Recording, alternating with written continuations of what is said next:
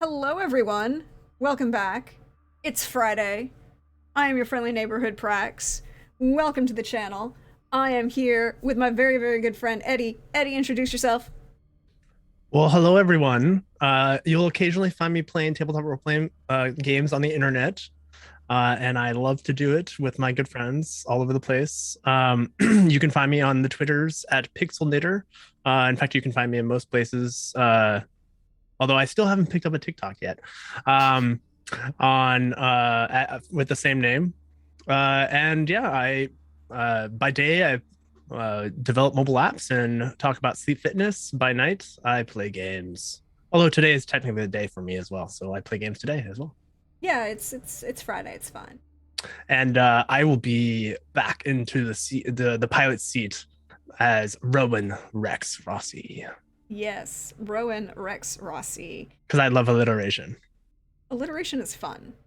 A syndeton is even more fun. I don't know what that is. I'm gonna have to look that up later. Asyndeton and polysyndeton. You linguistic genius. I love it. Literary terms are important. Yep. But we are back. We are back with some more Mekton Starblade Battalion Seeds for Season 2 is their title. We're doing our little OVAs. This is the last of our OVAs of the current characters. Because, you know, it'll be a little secret. Foreshadowing? Yeah. Hints. Or, you know, subtext? No, not subtext. It's straight text. It's not subtext. There ain't no secret there. But we left off last week on a bit of a question. Oh gosh, I've heard. You know, unless you did you hear? Well, you're about to hear. Pope's Watcher asked a question of Rex. It was a very important question. Hmm. But we're not there with that answer yet, because we're gonna wind that clock back a little bit so that Rex can determine what that answer might be. Yeah, we'll find the flow of it. Exactly. Who has all these things, you know, just happening? But we left last season with Rex in a bit of a emotional place, one might say. Yes. I believe you went as Lightning's +1 to this wedding for her brother Xavier, who was Watcher's ex, who was marrying Cassandra, who is also Watcher's ex. And quick note, if you haven't watched yet, spoilers, there will be spoilers. Yeah, there will be spoilers. If you haven't watched season 1 yet, it's on YouTube. There's the link in chat. You might want to go do that. Come back and see us later. It's fine. You can catch the vibe. This will go up on YouTube too.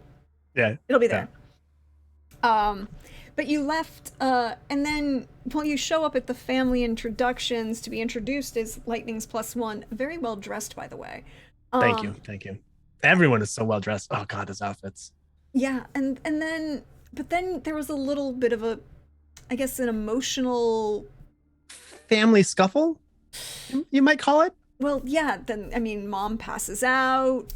Well, first of all, her mom passes out, but then you find out, oh wait, then you recognize them as your mom? Yeah. My mom. And then, wait, dad? Yeah, and then your dad tries to stab you.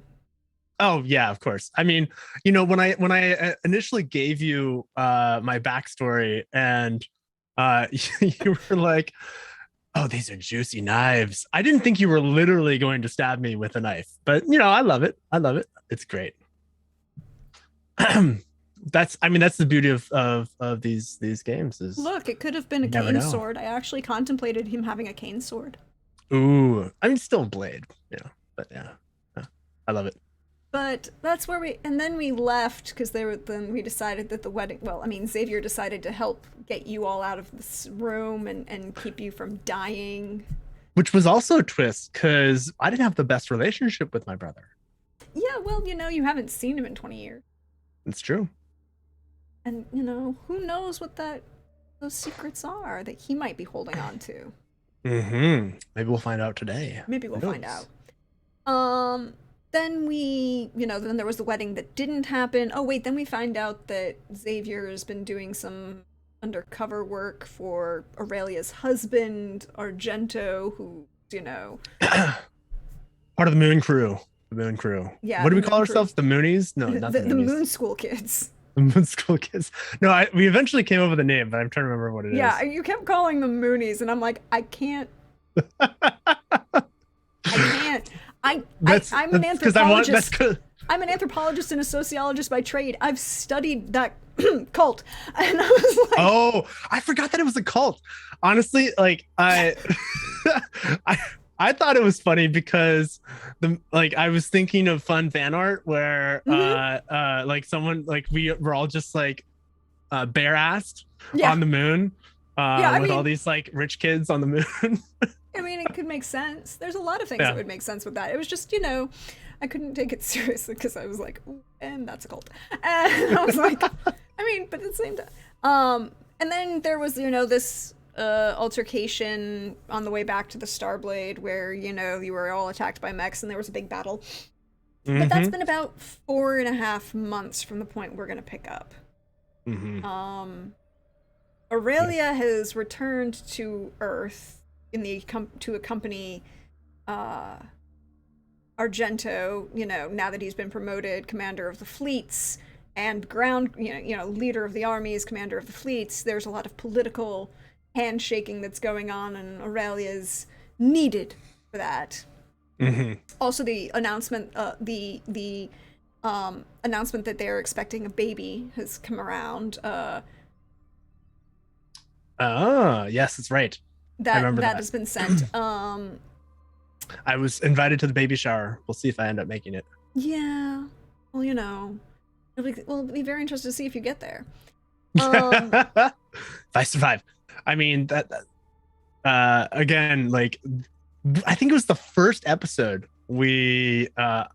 Rex was in a life or death situation. Yeah. And then continuously ended up in a life or death situation. This is also true. Yeah. Well, let's see. But it's been about 4 months since that failed wedding that didn't happen. And then you had, for which Xavier has remained on the Starblade, mostly trying to be helpful and put himself into good things. He is surprisingly good at retrofitting and calibrations. Cool. Give him a very big gun. He's not so good at demolitions, but he can make a very big gun go very big boom. Which has led to an interesting conversation that you would have overheard. Happened about a week ago, which is about the point we're going to pick up. Lightning, who is also, by the way, your sister, had gone to try and talk to Xavier as he was, to try and figure out and understand what's going on from the perspective of how much of you was you and how much was you being an undercover operative spying on our parents who are members of the Circle. And terrorists, possibly. And unfortunately, she decided to have this conversation while he's working on calibrating one of these forward batteries along a skywalk inside the flight deck along the hull. So, this quiet conversation that doesn't end up staying very quiet as, they both get mildly sibling annoyed with each other. And then Vantage gets aggressively annoyed at him, is occurring against the metal hull of a big open space. Mm-hmm. So everybody on the flight deck heard this confrontation. Watcher then went to talk to Xavier, They then disappeared for about an hour, and then came back. And about the time that Vantage, well, they separated, and then Vantage had come back because she and Calyx had both been sent on mini missions, these small little forays. Calyx because there was some intriguing data being sent, and Vantage to see if she could recover remains of what it was that Calyx blew up. Mm. And they both, because Calyx has an animal mech and doesn't have opposable thumbs, so it's not as easy to carry objects. She didn't take the grabbers or whatever? No. Ah. So she could only grab it with her jaw. So she only brought back a leg. So Lightning came back with a bunch of pieces because Lightning is actually the fastest of the mechs. Really? The Raptor Eye is pretty fast. Yeah. Well, you weren't there. You were busy doing something else. That's fair. Yeah, I was gonna mention two things before we continue on. I think there's for sure because this may end up leading to something interesting. I think for sure Rex has skirted around Xavier to some extent, but also as they've been retrofitting things, I think there's a good chance that Xavier would have commented on some of the scrap art that Roan has left in various people's rooms. In like the flight deck, there's probably some scrap art in the chief's space, because it's one of the things that they give as a gift for various occasions. And we'll come back to that. I think that's going to be an interesting point to come back. Yeah. But Vantage and Calyx have both brought back pieces of this particular mech, where it's been determined that these aren't actually mechs. There's no pilots in them. They're remote operated mobile suits, and that's automatons. Yeah. Mobile dolls, if people want. Hashtag not sponsored, hashtag legally distinct. But sometimes the words just don't otherwise work. Yeah, I mean. But this morning is the morning, well, shortly thereafter. It's been a couple days since Vantage brought back these pieces and the black box from this destroyed automaton. Socket is in high gear, quickly enjoying pulling these things apart and trying to make them tick. She has informed you that she has retrofitted your electronic warfare suite. Everyone has the same to protect them against the possibility of being remotely hacked. Yeah, that makes sense. We had all the hacking business that was going on. Yep. And but it's also tied to Socket's musical selections, so she gets into a mood and she just goes with it,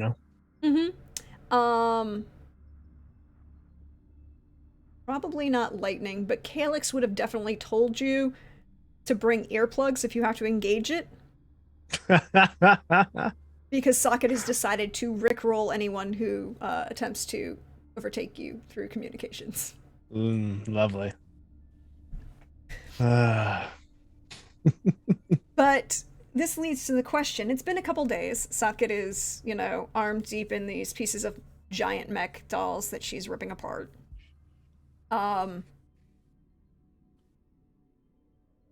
Manwar has come to let you know that she is accompanying Watcher on a small acquisitions trip to Iron Sun in the Loki system, because Socket wants some tungsten and platinum. Okay. And Iron Sun is a giant salvage yard. Resource, yeah. basically. Resource Horde. Nice. And Watcher has some extensive experience in Loki doing some conversation, so Manwar's just kind of saunters up to you, smirks, and would reach over your shoulder behind you to grab the assault rifle. Mm-hmm. As she does so, she's like, "I'll see you when I get back." I think there's like a moment of them being very bodily close. And like there's a palpable like body draw as like both of them lean into each other. Yeah. I'll see you when you get back.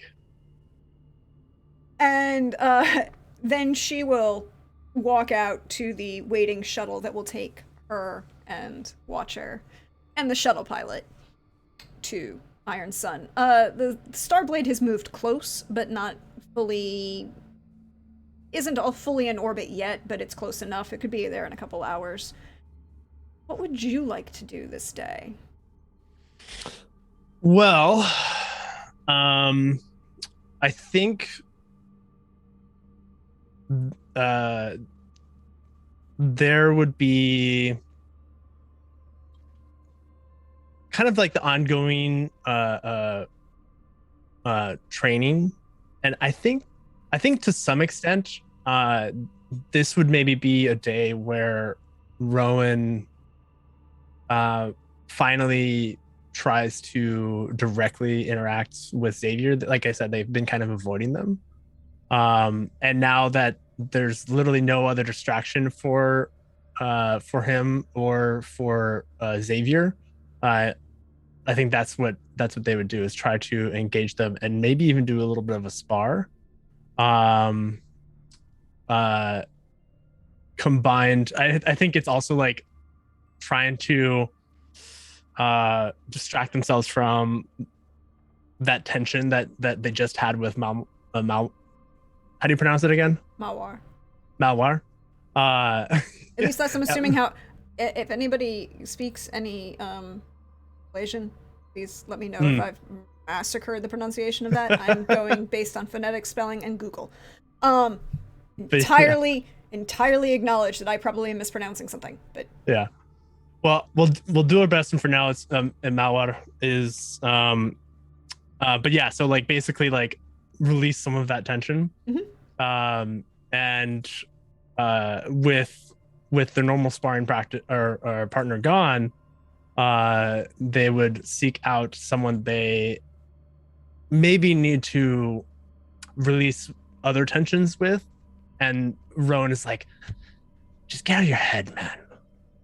You need to face it. And seek out Xavier wherever they may be. So I think we'll set it this way, that because so I'm going to say the like locker room into the armory connects both the flight deck and the what has been kind of turned into a gym, or at least one of the two. The other one is currently being taken over by Calyx on occasion, as she has vented her frustrations in a lot of Lorian issues, and dealing with the mess that is Lorian Messer. Quick question for you. Yes. Do we have like a 0G spar room or training room? Or training space? I think this one you could set it to, but you'd have, it's one of those you can. Okay. Yeah, because I don't see it like in as like a specific skill for combat. It's not a specific skill in the Starblade book, but it is in one of the other books. And you know what? I don't care. Okay. Well, either way, I have a level in it for non-combat, but I was like, I think it'd be really cool if maybe they started off in normal G and then like went to 0G. Yeah, and then like this isn't. We need to step this up a notch, kind of thing. So let's have this as you walk into the gym, because Watcher has just left and Xavier is in the gym, and he's working with one of the automaton dummy boards that Socket has created. Mm. And he doesn't use Is he doing hand to hand? Like a form of Wing Chun or something like that? no, not Wing Chun. He's going Because that's like the dummy with like all the protruding sticks. Heard of Eric Shima? Yeah. For those of you who don't know, it's a two-handed short staff. Yeah. Fighting out of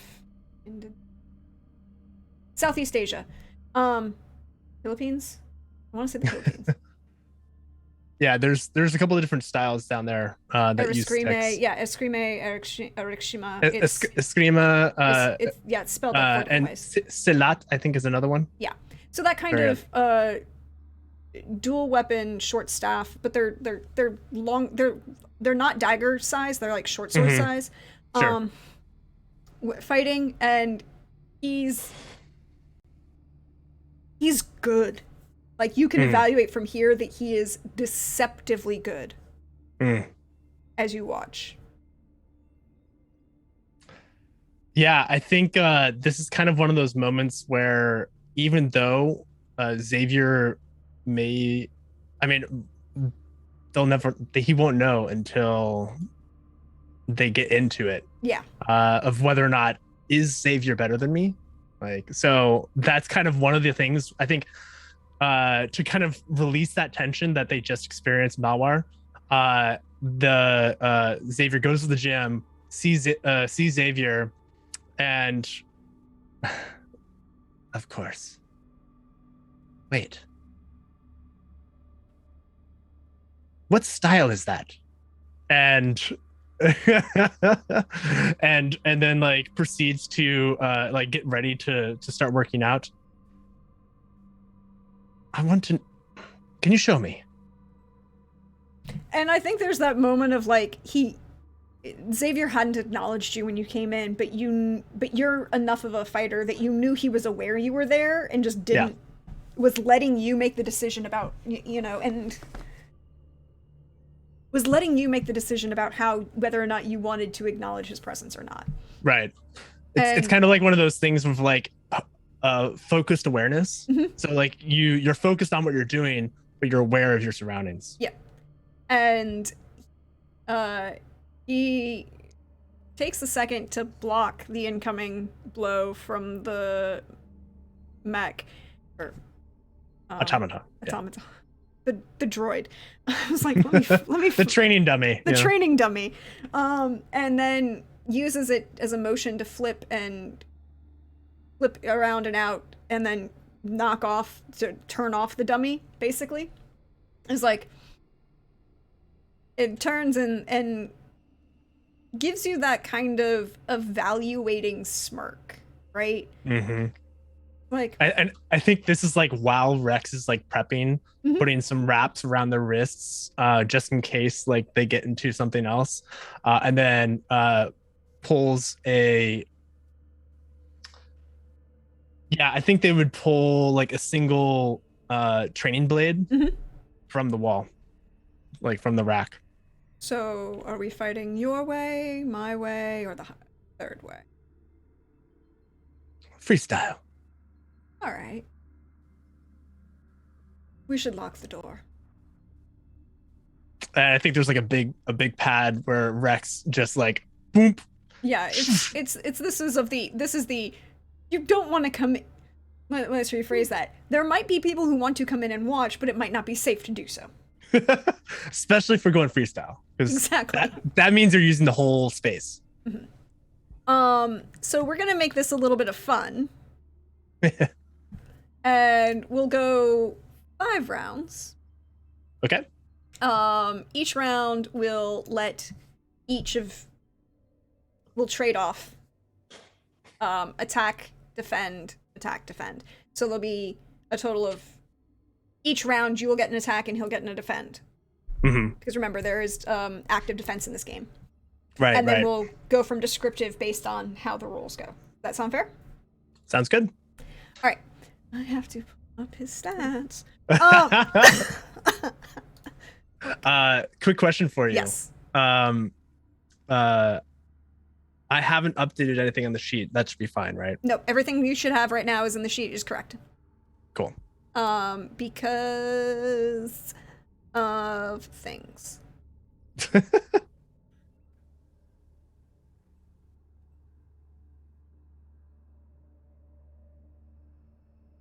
we go. Oh, I guess for gear we're using training swords. Yeah, just use your normal, and we're not going to worry about the damage. Okay. Just because that's about the only difference. That's the only thing it'll be, you know. Yeah, I think I had, with my monoblade I had like a +1 accuracy or something like that, but Yeah, so it's a +1 accuracy. That just means. Oh, okay. Yeah, that's fine. Yeah. I mean, and we're not going to worry about damage unless you're actually trying to kill your brother. Are you actually trying to kill your brother? No. He's trying to save. I mean, like that'd be really.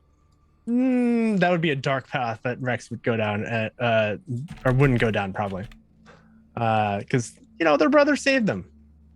To some extent. He did. Aided them in many different ways. Intentionally stood in front of you and somebody with a blade pointed at you, and put his back to you at the time. Yeah.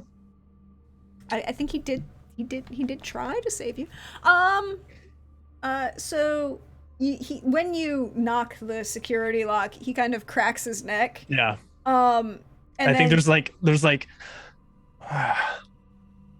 one moment as like Rex does the full stretch engagement, because like Xavier has already been loosened up a bit, so Roan needs to do a little bit of similar.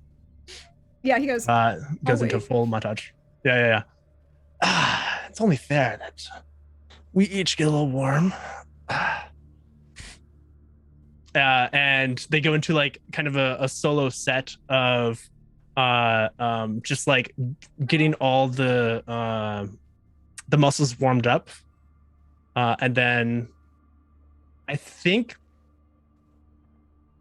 after finishing a set, the training blade stops just inches away from Xavier's face, and he says, "Okay, I'm ready. Let's go." And he, in the same, as he says that, in the same motion, he brings his offhand up to knock the blade that you have in his face up, and bring his left hand up to block and knock, and then brings his right to bring the attack towards you, to press the attack. But then you get to make the first attack. Okay. And then remind me again, I just press the button here, and then I'm using blades, modifiers. Oh, that's right. I have the luck pool. Yes, you have a luck pool. Right. And you can spend before. Theoretically, you're supposed to spend before, but if, you can spend 1 or 2 after. Yeah. Yes, and it's just the little button that says roll next to it. Yeah. Cool. And then I'm going to go ahead and start us off with 3, boosting my first strike, because, I want it to be. You want to show off at your brother? Of course. I haven't seen my brother for 20 years, and I'm like, I got to show him up as much as I can. And I figured, 3 out of 8 of my luck pool would be a good start. Yeah, I'm here for it. Let's go. Okay. That is a 20. That's actually, that's not bad. Yeah.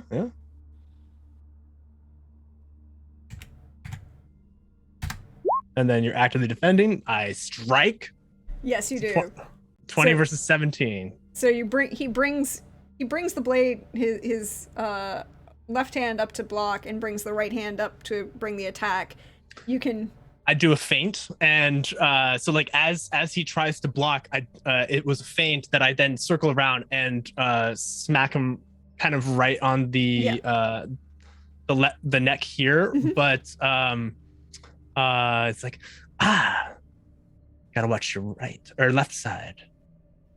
Mm-hmm. And then go into like a full flow of staying with the flow. So as it's the full montage moment. Wait, we need to change the music. Sorry, guys. Oh yeah, totally. This is montage like fight scene. It's like Morpheus is fighting Neo. There we go. Appropriate music. And so you do this moment of he completes the pivot around. As you pivot around, he'll complete the mirroring pivot. And it's that moment where in the complete mirroring pivot, I think he just reaches up with his left hand behind him, drops both of the sticks and grabs a single blade, pulls it out off the wall the same way you did to switch weapons. Yeah, so I think like what's happening is essentially like a flow of a dance as like the movement between the two of them. The strike, he goes for a block on the right. Where my blade originally was, but I do a spin that goes in on the left. He rotates towards the wall, grabs the sword, and then what does he do with that new sword? With that sword, he's going to go ahead and we're going to make a roll to see where he's going to go ahead and attack is slightly better than his defense, however. Just slightly. And I'm the other way around, actually. He brings the blade, as he pulls it with his left hand, he's going to bring the blade fully around, and it's this full motion turn that's going to end up feinting low to attack in as he steps in to break your defense. Oh, God. Okay. So it's going to be dodge escape, right? Yes, dodge escape, not in the mech, your normal combat. Right. Yeah, I'm gonna toss another 2 points because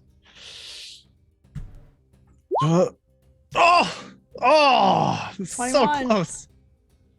So for those at home, 23 versus 21. So close. And so as he completes this, he brings, and you're mirroring him, and you're expecting the height because he's doing this full draw, and you're expecting him to continue the attack straight across at your neck as he pulls behind his neck, behind his back to pull the blade and come around. But he then drops at the last second to come in at your right knee and drop and make the attack at your knee instead. And I think this is kind of like as he presses, I'm stepping back, and so he takes that he basically finds a misstep where he catches my front knee as I'm trying to step back to like maintain like an equilibrium of balance and like continue the flow of the fight. So now we're like more back towards the center of the room. I will then return. Oh God, that's low. But 15 to hit. I'm trying to think. Hold, please. Some more than I can do. Not at the moment. Let's see if what he does. He's gonna dance out of the way out of that. Yeah, he's got that plus 13. Yeah, it's because he's really good at certain things and really not good at others. Also, he's just rolling well on the die. Yeah, he is. He's rolling really well on the die. And I mean, like, he's not bad. He just has no. So I think this is like an exchange where he perfectly matches and like we're now crossing swords. And I'm just like Shah! or rather he's like this and I'm down on him and he's fully blocked. But it's also a perfect fully block because he is fully prepared to then I think we've shifted all the way to the other side next to data pad. Yeah, and I think it's that negligent movement that he's gonna have, where he's gonna flick with his because you realize that he is truly fighting left-handed. Cat has joined the fight. The cat has joined the fight. Well, the cat gets counted. So brings the blade as you're locked in block, and he's gonna drop his elbow and at the same time flip off the grab and flick around to bring the attack forward against you. The 21. Jesus. Again, roll high. Okay. Let's see. So dodge. Is there more that I can do other than dodge and escape, or is it You mostly just that? can hold on before I say this. Mm-hmm. um, because I have a lot of Artel Saurian games I play, and some things that Yeah. do not. Well, you could roll blade or fencing if you want to try and parry. I mean, my dodge escape is actually better than both of those. Um, I mean, that would be an but option, or if you wanted to switch to hand and try and grapple him. count. I mean, I guess if I do blade, would that count as like a counterattack sort of thing? Yeah, it'd be a parry. Okay. I'll use Witcher parry rules because technically they're not in here, but I'll use Witcher parry rules. It's fine. If you successfully parry, Mm-hmm. then he will be staggered. Oh, interesting. Okay. Okay. Yeah, we're gonna try it. We're gonna try it. See how it goes. Nope, He is not even not. close. He is not. And I think what it you just rolled it. You rolled a two is what it is. I've rolled. I've only had one good roll. Yeah. I guess two good rolls. I had a 6 and a 7, but you've gotten like an 8, a 9, a 7. Yeah, I've been rolling well. Almost every single one. Yeah, I've been rolling well. So I think it's one of those you go to parry, and Yeah. it's very professional looking parry, but at the same time, and you're fully anticipating that parry and that attack that's going to come around, and you're preparing to the parry, but you just happen to half second miss his elbow intentionally hitting the switch to turn off the gravity in here. Right. And that just gives you that half beat of disorientation.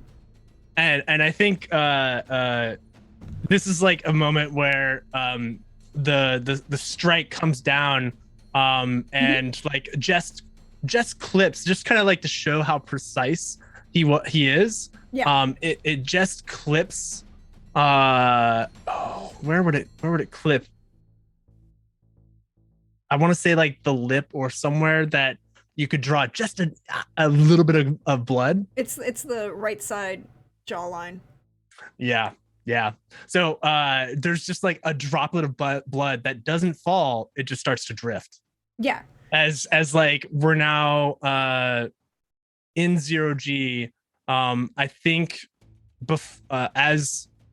as it switches to that, Rex pushes off from the ground they're currently on towards the wall, and does like kind of a bounce off towards the back of. You say you have an accuracy of 1? Yes. Okay. For future reference, it wouldn't have affected the last 2 attacks that he had because it was just that huge a difference. But that accuracy of 1 means you add a +1 to your roll. Oh, okay. Okay. Yeah, it should. I'm sorry I didn't mention it because I'm used to the Witcher sheet where it does it for you automatically when you enter the weapon. No, it's all good. Okay, yeah. So basically, what I'd like to do is do kind of like a full-on like redirect where I'm going in a facing where he's potentially less likely to be able to turn around and do something about it. So I come from behind and do like a redirection, coming at like a V. Okay. Would like I guess it, again reminding me of the system. With that effect, do I get any kind of bonuses from that? Just like narratively? No, because I mean, you would if you had someone else there so that he could be surrounded, and then he takes a penalty. And it's not that you would get a bonus; is that he takes a penalty to his defense. Got it. Okay. But you're working here, and so now you're both working in the same space, and you're not. You can't. He doesn't know that you're not there, right? Sure. Like if you could successfully then hide, but it's a gym. I guess. Oh wait, there is that whole thing where you can do an assist. So if I roll like a 0G to make that maneuver, yes, you can use complementary. You can use complementary skills. If you have 0G as a complementary skill, go ahead and roll that, and then that would give you a +2 to the roll that you're gonna. Okay, so here. Oh gosh, I rolled a nat 1, everyone. I have a 9 plus 1. But you still have to roll that d10 to subtract. I know. Y'all, this system. It's oh my brutal. god, it's a 10. No, it's a 1. You roll No, a I know. 1. I meant I rolled a 10 on that. Well, luckily this D10. is only your attempt to be successful. It doesn't look so pretty when you do this, but you can still make the attack. It's not going to give you any bonus, but you can still make the attack. Yeah, so I think what happens is like as they leap towards it, the angling is weird. And so like there's it's more of a what am I thinking of? It's more of like I'm going towards the ceiling instead, and so I make the attack as like a recovery. Okay. Oh my god. Can't believe it. 24 net! Crit. Crits are good. Crits are good. Yeah, that was a crit. Okay, so it rolled it for you already. Oh, it did. Okay. Mm-hmm. So if you hover over it, you see the yeah, I see the +2. Yeah.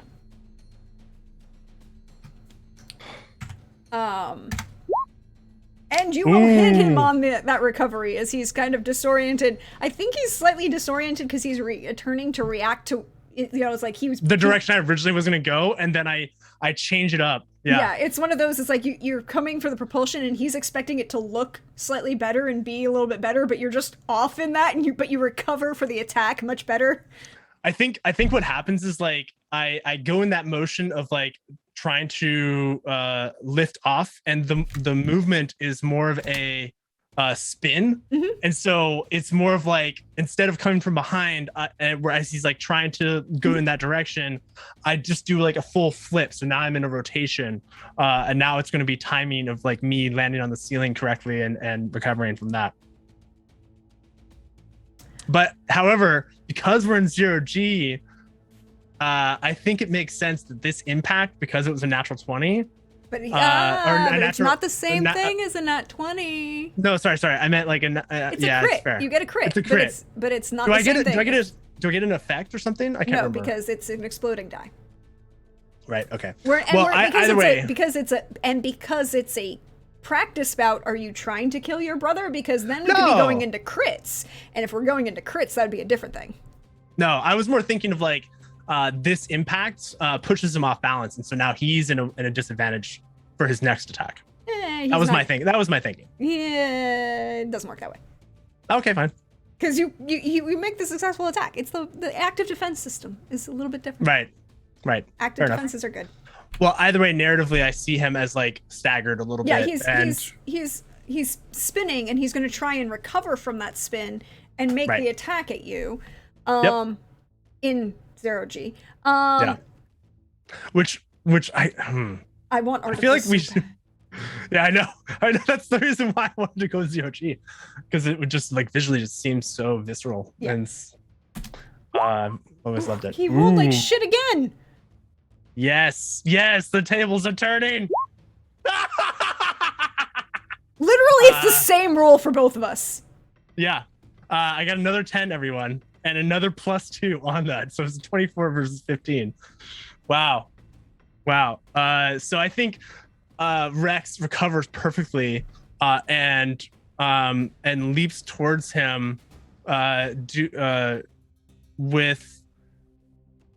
Well, no, this is his attack. I know. I'm basically like because I think we're closing down. Well, I mean, basically, I imagine like he as he attacks Rex, Rex recovers quickly on the ceiling, does a like spin to avoid the attack, and then pushes off to come down with the I want to say like, yeah, it's just gonna be like a drop slash. What round are we on, by the way? This is the final round. Okay, so I'm gonna use the last of my luck because you got 2 and he got 2. Yeah. Wow, what a turn! That's pretty awesome. Just having those 24s. Mm-hmm. I'm trying to remember. So I 3, 2, 1. So I would have two more. Okay. So I'm gonna toss in. Oh my god! I got the 26. I got a 26. I've been hitting lots of tens, y'all. You have 18. Yeah. So I think the final blow is Rex coming down on his brother with a like full on and like it stops as someone like opens the door and gravity returns right at the collarbone of Xavier's. And I think the door opens because Gibson walks in. And can neither of you two assholes answer your damn comms? And we just have Xavier with his blade still up, by the way, at your pointed at your throat. But you'll win this round. He's not going to take his final attack. Yeah. Oh, that's fair. I forgot that he technically had a round 2, but yeah. But no, actually, this works. He's lying on his back with his blade still pointed up at you, and like he'll do the look over his, like lean his head back and go, I don't actually have a comm for this system, or I'm not on your. That's a fair point. I was getting ready to, well, as you see, Chief, to work out some anger. Not towards you, Xavier. I just needed enough, some frustration. It wasn't so much anger, I suppose. What is it, Chief? I need the two of you to come with me so we can figure out what the fuck Watcher's doing. Watcher is okay. Yeah, yes, sir. And Xavier just kind of shrugs and like he looks at you as like, Where's Malwar? Well, that's part of the conversation we're gonna have. And Xavier's going when Gibson says that, Xavier's gonna take that moment of your slight distraction to pull the asshole brother move and knock your knee out from under you and shift and roll and pin you. Yes. And then get up. I remember you used to do this when we were kids. And you should have recognized it and stopped me. And then he'll like lean. He'll offer you a hand. Yeah, and I'll take it. And pull you up. And there's like kind of like a big smile on Roan's face, one that hasn't been there in a long time. Like it's a very genuine smile. And as you walk out, Xavier will take the second to put the blade back and pick the sticks up and put them away. As takes that half second. Rex puts theirs away for sure. And like, so what's happening now? What's the sitch, Chief? So apparently Watcher found something that made him make a call. Mawar and James are on their way, away. And we're waiting for the come with me. And roll human perception. Human. Okay, here it is. I've used all my luck already just for that fight, which is amazing. Okay. It was a good fight. Yeah, right. Oh, god damn it! I got another nat 1. Yeah. I don't think it's gonna. Yeah, it's gonna be a 4. Yep. It's Gibson is hard to read in general, but now he's being gruff and walking away from you, and as you hear like the click on the metal gangplanks in the corridors of his prosthetics, all you can really get is frustration and anger, but not really why.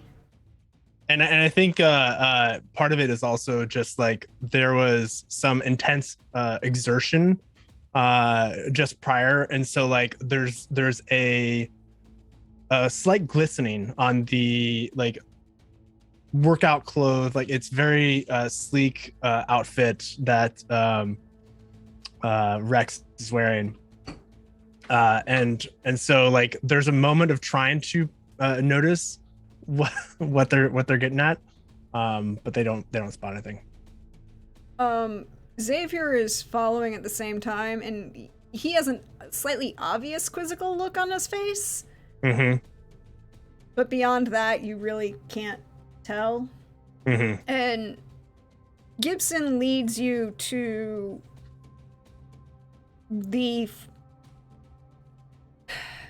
towards the, not the bridge, but towards the forward battery.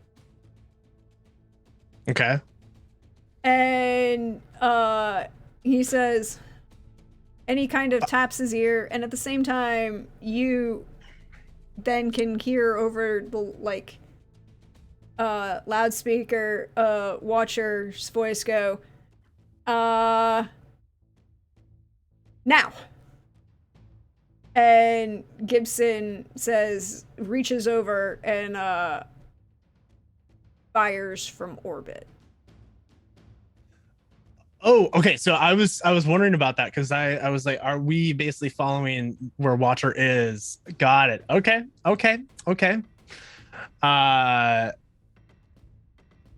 Planetary bombardment. He asked us to shoot him. Shoot him. Yes. God damn it, Watcher. I need you in the mech. Go get his ass. Yes, sir. And roll me human perception. Oh goodness. Okay. Come on, buddy. Come on. 16. Yeah, there's a moment as you say shoot him that you glance out of the corner of your eye and Xavier's face is because he spent most of the time on this ship recalibrating and retrofitting your shipboard guns. So he knows either how accurate they are or how inaccurate they are. Both. And he just vicariously shot with his own at his own request, his own lover. Yeah. But it's a moment and then it's gone. Rex, being the soldier they are, clocks it, but doesn't stop a beat and is running as quickly as possible towards their mech. You can get into your mech quickly. Gibson is not following. He's just communicating orders to you over your comm channel.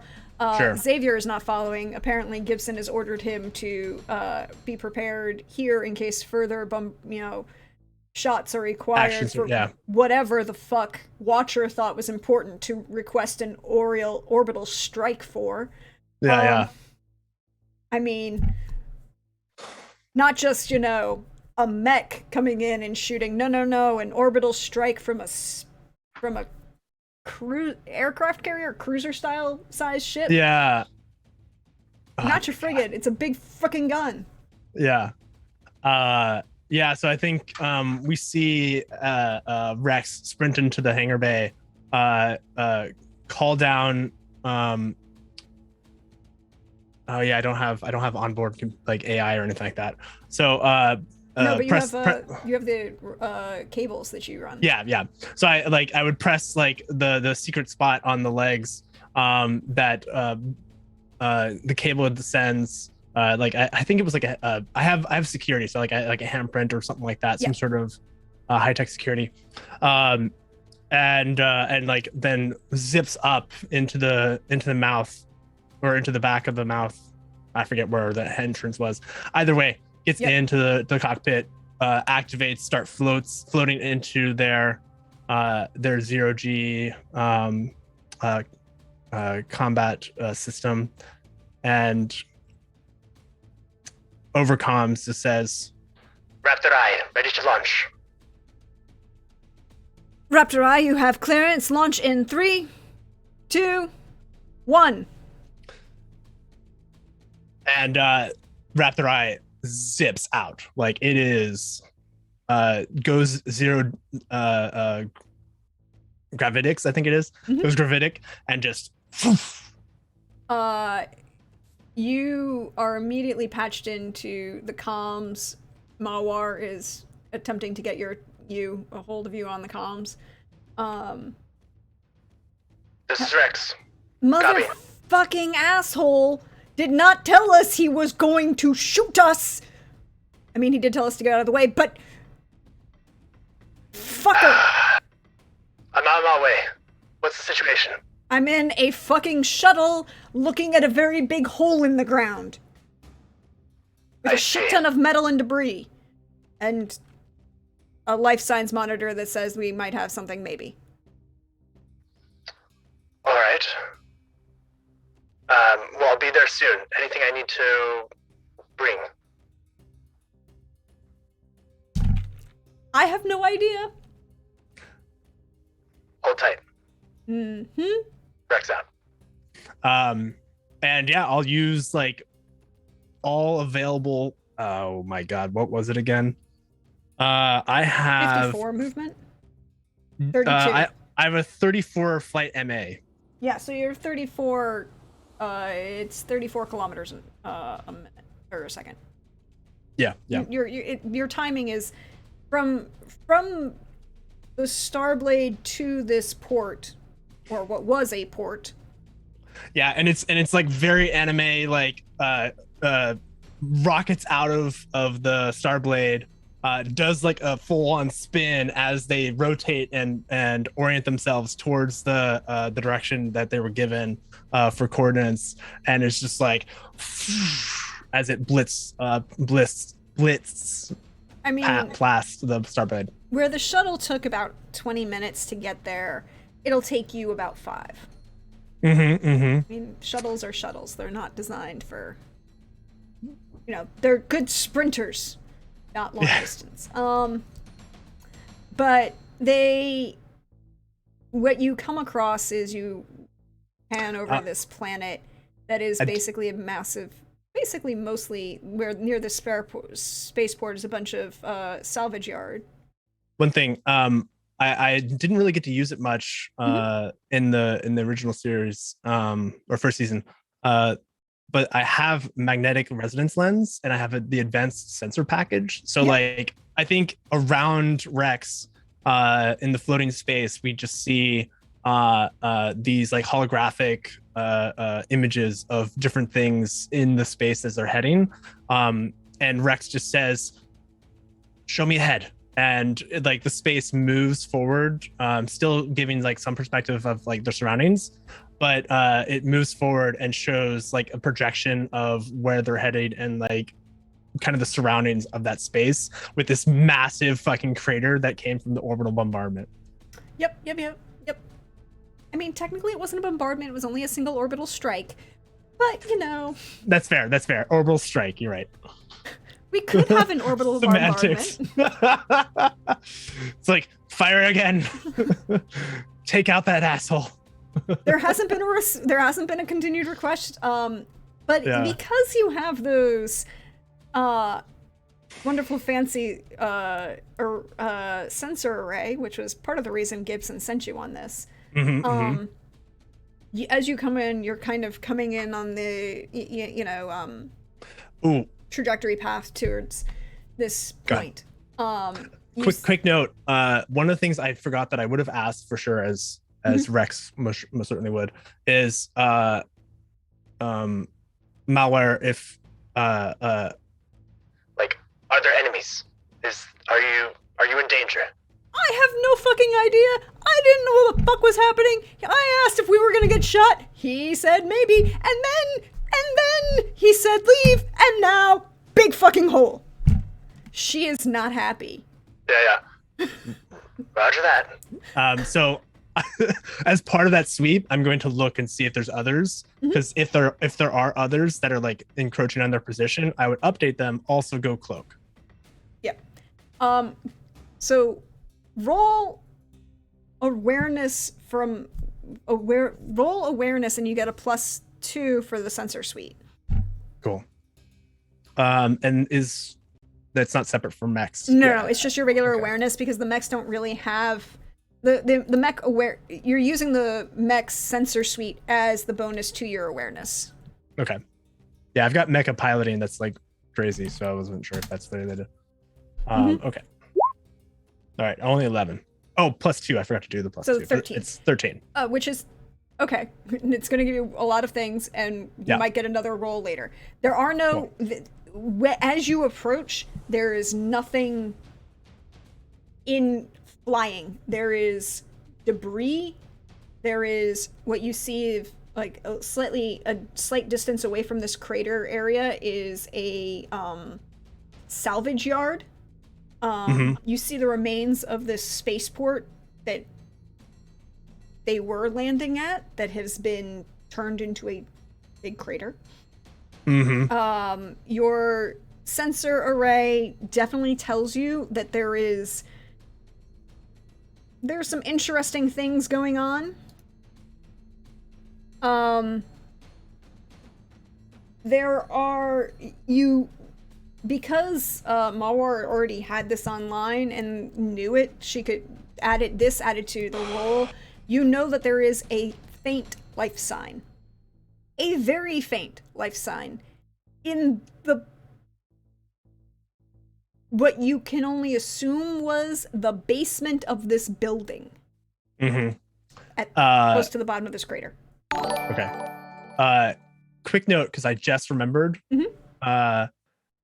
There is totally gear for like planetary entry for mechs. I ultimately didn't get it because I knew that in our game we probably weren't going to do it. You don't have to worry about the. Okay. You don't have to worry about the space burn or the. Okay, cool. No. You're intentionally being set because you are the fastest available and closest, and a bunch of construction mechs are following you. A bunch of other talents who are based on formal construction mechs and mining mechs are following you. Basically, you're the big sword in case there's something else that needs to get fight, but also possibly to determine if there's anything alive in here. And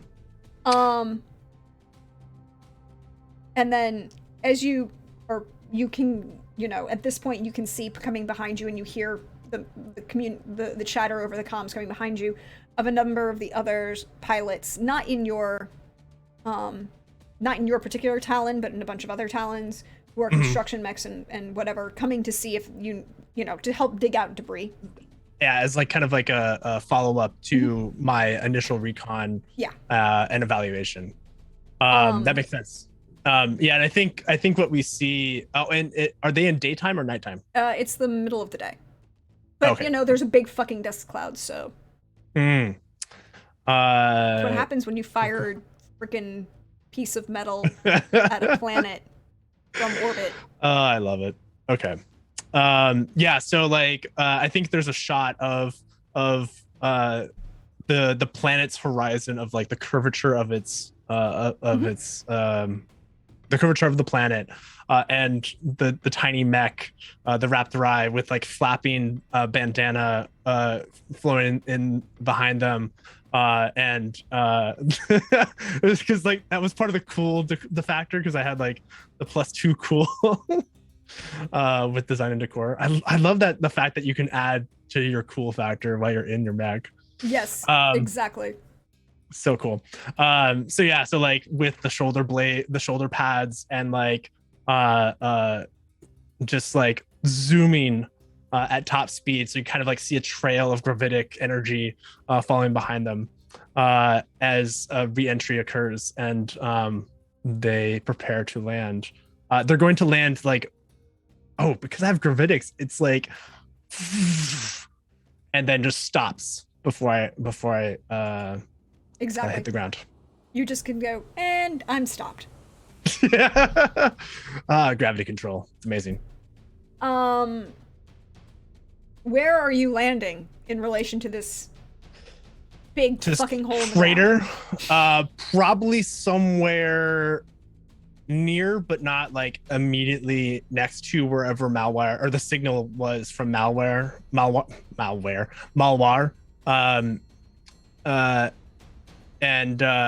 So the sign from the shuttle or the life sign that you've determined exists? Are they like a distance away from the shuttle? Oh yeah. No, the shuttle had left, so they're actually like they're 20 minutes out. They were told to fly away from this location. Got it. I would be going towards the crater. Yeah. So like I would basically like clock the where they are, see that holographic representation. And there's like kind of like a quick calculation that happens in the computer system to like tell me their distance, and then heading towards the dust cloud of this massive crater. Do I see anything particular in the crater itself? Roll me that awareness again. You still have the +2 because you have the advanced sensor speed. Dude, that thing was such a good buy.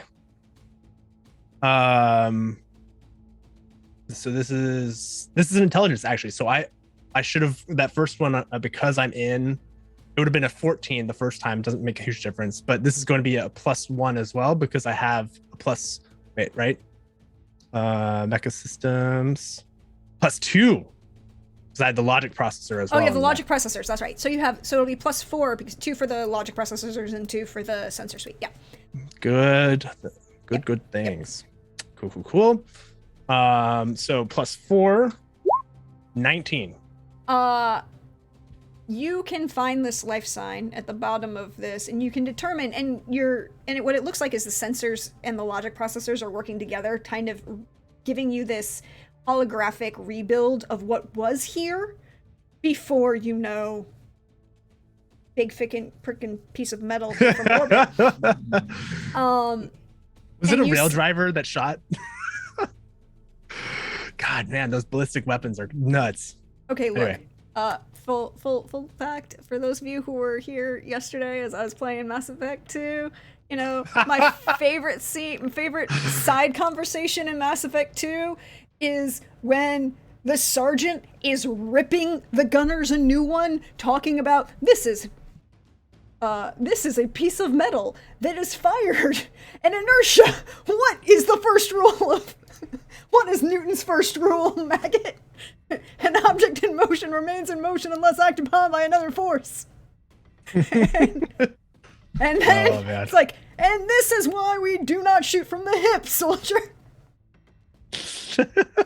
This is why Sir Isaac Newton is the scariest motherfucker in space. This is also true. That's very true. But all I could think about was this entire moment. So you see this holographic rebuild of this spaceport and like the small areas where, shuttles could land, this building which based on like, other things that are kind of, you do not eyeball it. This small, this building that you can see, which was kind of like the central point of this quasi-central point of the strike because, even though you're firing on particular coordinates, there's still going to be a slight adjustment for, you're not going to be within like hair's breadth. You're going to be within within meters. Meters.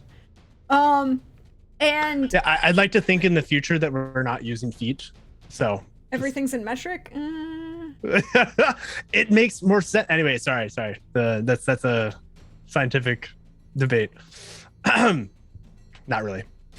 Most science is done in metric systems. Hey! Are you aware the whole reason meters exist is because is a measure of how far the Roman legion would travel in a day? Fine. It's like your entire scientific measurement is based on. Okay, good. Yeah. So you see this reconstruction, and then you see where like this strike happened, and there's this basement basically, and you can kind of determine. There's a bunker, maybe.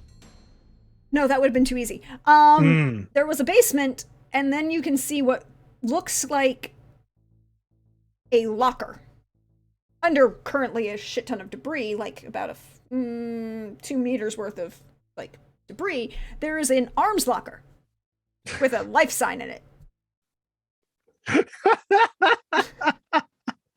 I think Rex straight up laughs. It's like, we just like to get ourselves in enclosed spaces with no oxygen, huh? Reflecting on the time that Watcher got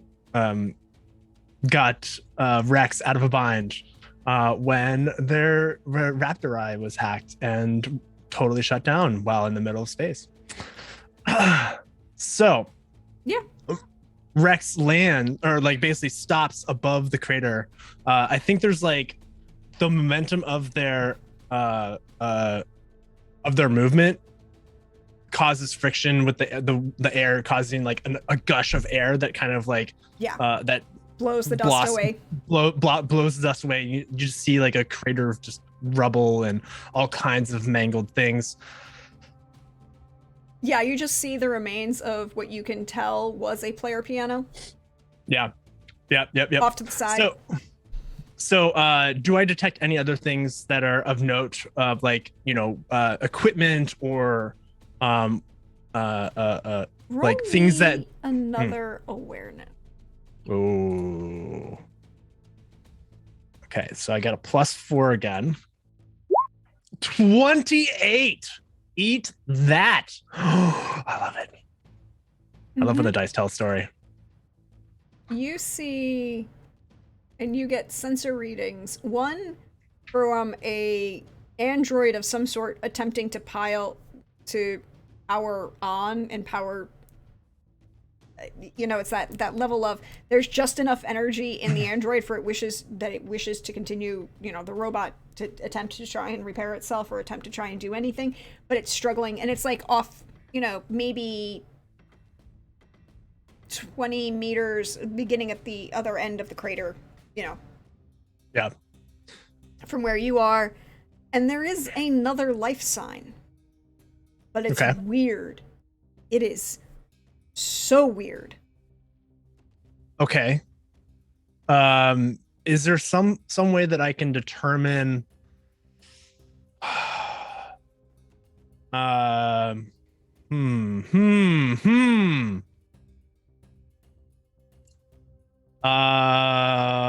okay. Is there some way that I can determine, one, is this android friend or foe?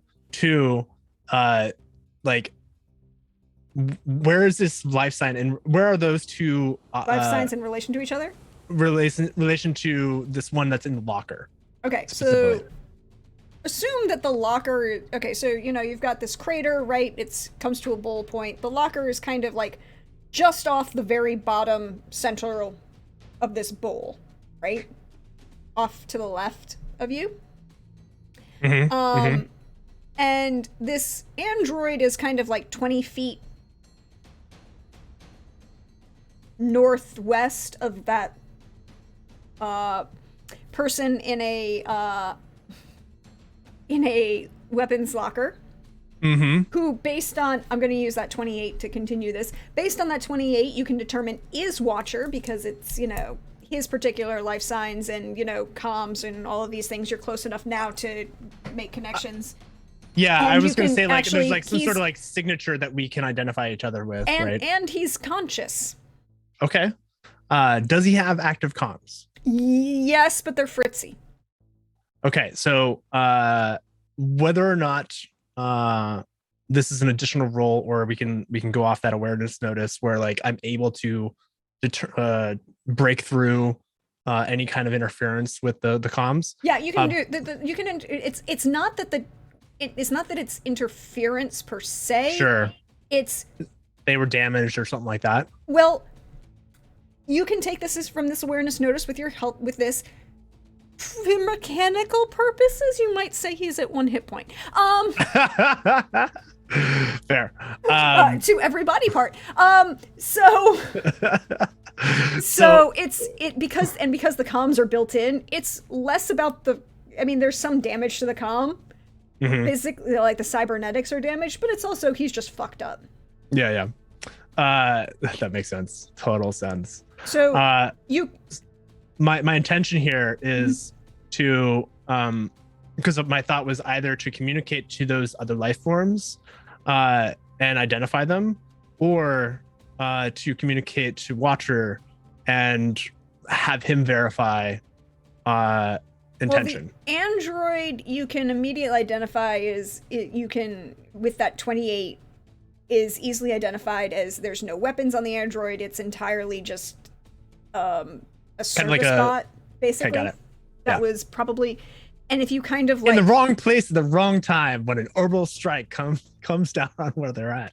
Look, as you look at this this holographic reconstruction, and as things are coming in and your sensors are getting more information, like there's massive amounts of shattered alcohol bottles around, and you realize that Watcher blew up the bar on this. Well, he blew up the whole spaceport. Yeah, but he was in the bar when he blew up the spaceport. Got it. Okay.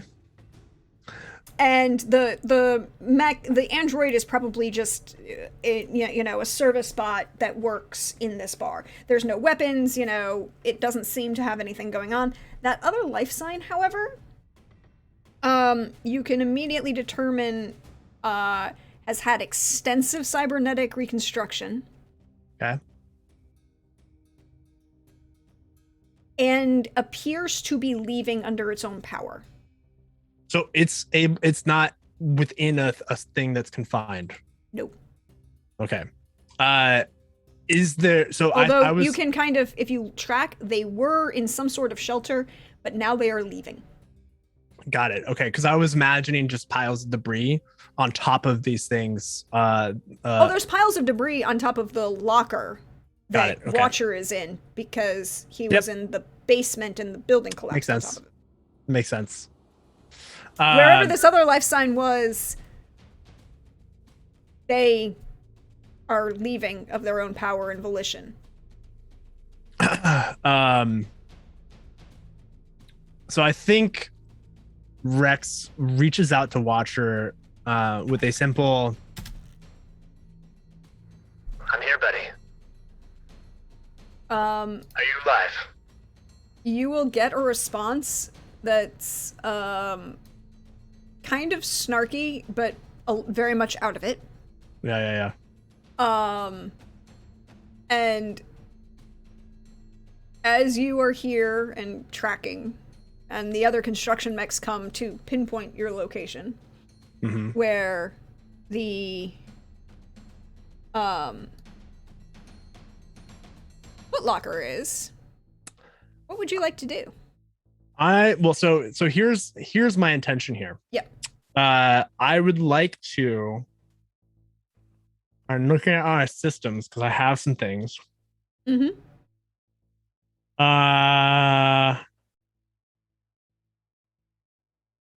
Oh gosh. Ooh, I do have target analyzer. That's kind of fun for that, like that creature that has all the cybernetics. But I specifically want to just take my energy blade and carve a direct tunnel to the locker. So like a kind of like the spar was a warm-up for exactly this, where my precision with the blade needs to be very precise, otherwise I will just absolutely obliterate Watcher. Yes, given the size of your beam saber and what I should tell you that this weapons locker is about a 6x8. Oh, that's pretty big. Okay. Yeah. I mean, like in terms of space they have, I was thinking it was like literally like a school locker where no, I'm not pulling an Indiana Jones, surviving in the like lead-lined refrigerator. Yeah, exactly. So okay. Intention is still there. And I just say, go to the furthest point, or back all the way up. You will get a kind of garbled response, which is basically, I'm not moving no more. 'Cause he survived, barely. Yeah. So go ahead and roll this attack with your mech fighting. I will give you the +2 because you did very well in that final bout against Xavier. Now, oh, thank you. Now, curiously, could I argue that this is a precision movement? So I was thinking piloting instead of fighting, because it's not like a maneuver; it's more of like minute control of the mech. I will allow it. All right, and I get that +2. You said Yes. 24. You managed to drive this right down so it's within a foot of where that locker is. Perfectly placed. You do not hit the locker. You do not break it. You do not overheat whatever's inside the locker, because remember, this is a beam weapon. Yep. And that does like 13 damage. Yeah, it does a shit ton of damage. Beam weapon. 14 damage. Sorry, 14 damage. Yeah, 14 kills. So yeah, I think what it is like it's a the beam weapon launches from the side. They grab it, spin it, and then do like a very precise piercing attack with the hover or the sensors essentially aiding in the like very exact motion where it kind of like zooms into where Watcher is and where this is, and like pinpoints the exact distance. And so it's kind of like, that's kind of why I was thinking it was piloting, is because it's using the Raptor Eye and its systems to their fullest. At this point, the construction mechs have joined you and are using your blade as the indicator of where they need to be. To start, Pulls it out and flips it back in, puts it back into where it normally sits. Roll me that awareness again. Oh boy. With a +4, right? Mm-hmm, with the +4. 22. That life sign that you saw is that you originally noticed is no longer in any location nearby. Even with, so my guess is that they activated some level of stealth or cloak. Does my advanced system break through that though? Because I have the magnetic resonance, which I think breaks through stealth, unless they have a special system. Or sorry, cloak. Mm-hmm. It would break through most cloaks, yes. Okay. But he's also that life sign is not there. Got it. And and with a 22, you don't find any additional biological remains. Got it. Okay. Where that life sign was when you saw it last. So I think what Rex does is, as they flip the blade back in, they comms to the construction droids. I started a tunnel for you. I'm going to go investigate something else. And try to track down this now vanished life sign. And then I'm going to also comms to Malwar and say, what were you up to? I found a life sign that is heading. And what was the heading that it was like the last like sensor ping that we got? From where in relation to where the locker was, southwest. And then in relation to where the shuttle is? It probably, if you take, just use that directly south? Yeah. Okay. There was some sort of cybernetic individual that disappeared from my sensors. I'm betting this is the asshole that Watcher said would be too dangerous for me to shoot in the head. I did offer to shoot them in the head. Yes, if they have cloaking technology that can evade my sensors, then that is quite a dangerous individual. I'm gonna take my big gun out. Meet me south. I'll try to find them. ETA 10. And I think that's where we're gonna take the break for the afternoon because this is about to get really fun. I have to break out someone else's character sheet. It'll be great. You don't know what's happening. It's great. Nope, and it's fantastic. I'm like got to bust out my combat and then bust out the Raptor Eye. I am happy clam. Oh, it's gonna get better. Oh, yeah, And I we'll bet. see you in about 8 minutes, everybody. Stretch, refresh, snack. We'll see you in a little bit. Bye-bye.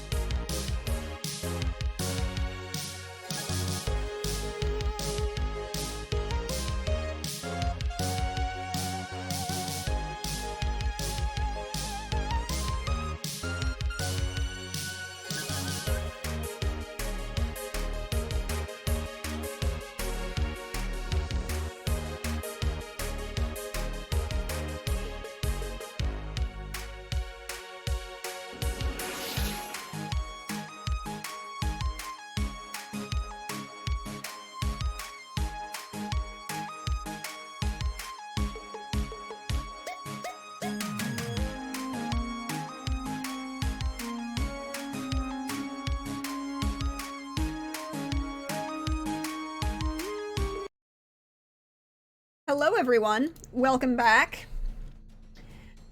And now we are on the hunt.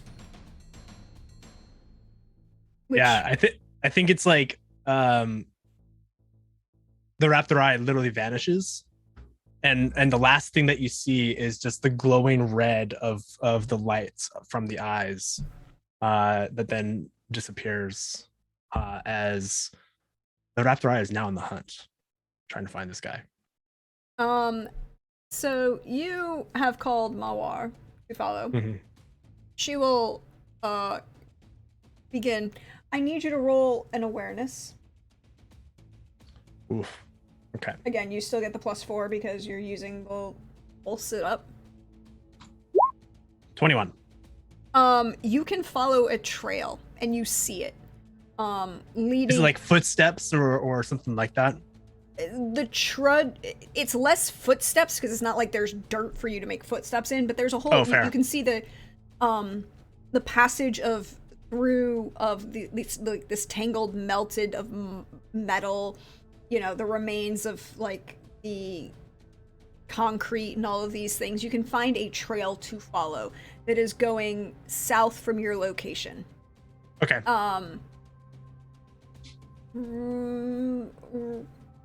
With, you know, I'll just go ahead and give you based on that 21.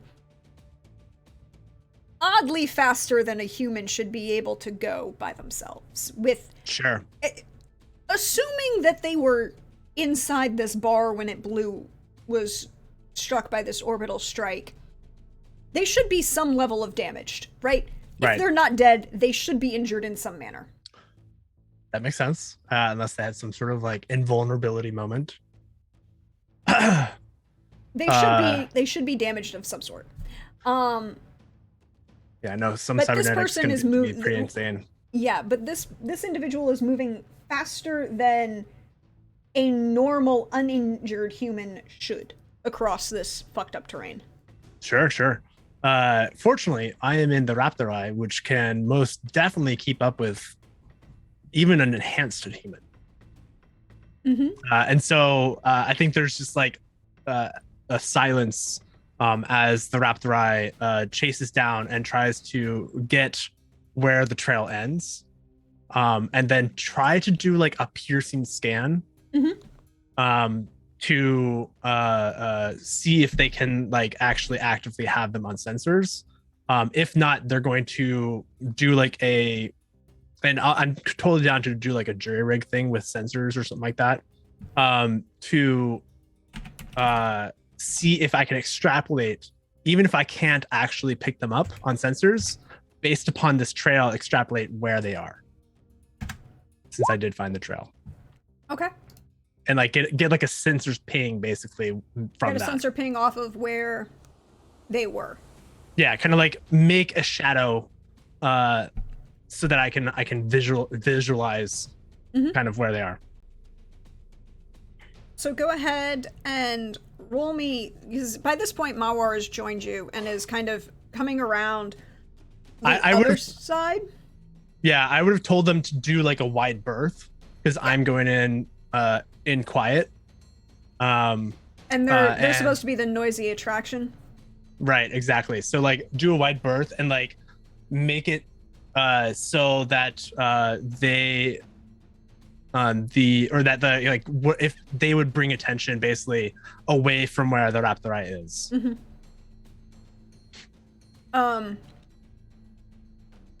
You see because at this point you're kind of moved away from the remains of the crater and into like how to describe this? It looks kind of like a loading dock and a junkyard and a salvage yard, just kind of all kind of bled together. A number of container crates are stacked around each other. There's salvage piled in various locations. What looks like some sense of organization, and you can definitely see the twisted falling remains of a giant magnetic crane. That definitely looks like it sheared off from the fear. Oh man. from the sheer force of the blast. Right. Not being impacted itself, but just the concussive force sheared the metal and the weight of the crane itself just kind of pulled it to the ground. Mm-hmm. You see a number of points where like debris has fallen over, been blown away, you know, windows are blown out, there's no glass anywhere, even what should have been like protected ballistic glasses gone. Mm-hmm. And you can follow this trail into like the beginning of this salvage yard, and I need you to, as you see the shuttle with Mawar in it, kind of come around and make a big looping bank and come around from the other side. Mm-hmm. Loudly. You know, no attempt at stealth, no attempt at flying casual. This is letting this is a hunt. And you see like the slide of the door off the side of the shuttle kind of pull out, and Mawar's like leaning out of the passenger compartment of the shuttle and armored, and she's got her helmet on for targeting, and with this big motherfucking sniper rifle. Oh yeah. I think she has a name for it, but I'm not sure what it is. I don't think she's told you yet. That's fun. You know, she says you have to earn that. Yeah, it's another layer of intimacy and trust. Yes. She has not let you touch her guns yet. No. Yeah, exactly. Yeah, her guns are her like her pride and joy. Totally. So actually, I just remembered that. Would you classify, and this may be a little bit of a stretch, would you classify cloaking system as a security system? Not necessarily. Because I have an expertise in security systems and tactics. So my thinking is like, we can have some level of either an assist role using those. I would give you I would let you make a complementary skill roll with tactics rather than security systems. Makes sense. Because like again, we're using that pack tactics system. You're trying to be tactical about this and using where the trajectory and the tracking that you've seen, all of these things. Totally.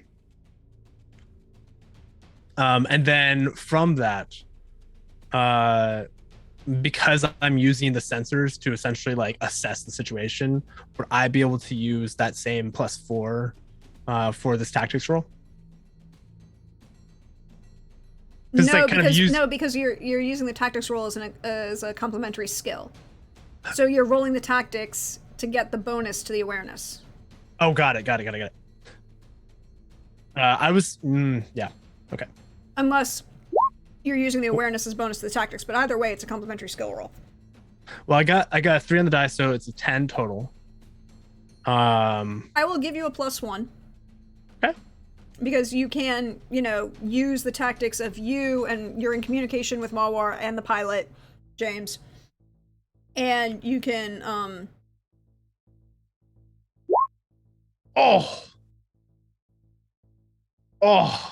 even with my insane bonus. Yeah, roll that 10 for that negative.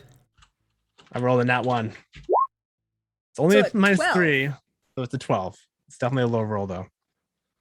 You find where this trail should be, and then just the fallen debris and mess of the salvage yard disorient you. You're getting pings off the radar and that are just bouncing off irregularly, and part of it is just the distortion of all the different metal types that are in this salvage yard are giving varying. You're trying to build an image of everything, and it's just getting lost. If I could add to that, maybe like there's some level of like particulate. Particulates are giving you some distortion, or like the energy sources for some of these things are like leaking some level of radiation, and it's not after like that blast. It's not like it's not like the engines on these scrapped shuttles and pieces of mech and all of these things were being well cared for. This is Iron Sun and Loki. It's a big freaking look. It's not like there's an actual loss. There is no OSHA here, people. Well, so to give you an idea of what I'm going to attempt, is I would like to set up, even with that low roll, lowish roll, I would like to attempt,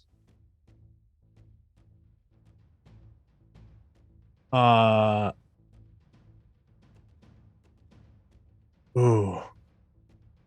No, I guess really from where I'm at, I think the best thing that I can do, because I don't have systems to like do electronic warfare or anything like that. So what I'd like to do is where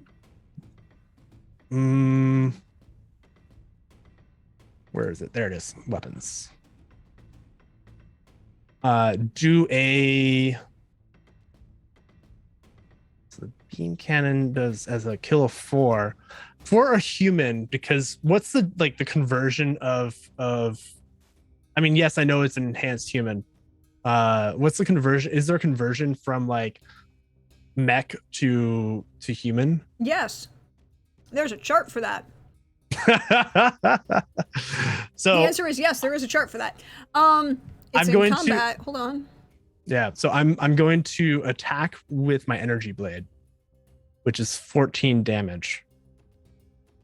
It also has a weapon 14 accuracy kills, of 2, yeah. Or yeah, 14 kills. It also So has a weapon accuracy of 2, which means you add 2 to the. Yeah, so I've got that, and then I've also got quick attack, so I can attack twice in one action. I don't have an exact location, so what I'm going to do is change the battlefield. Okay. And like essentially create kind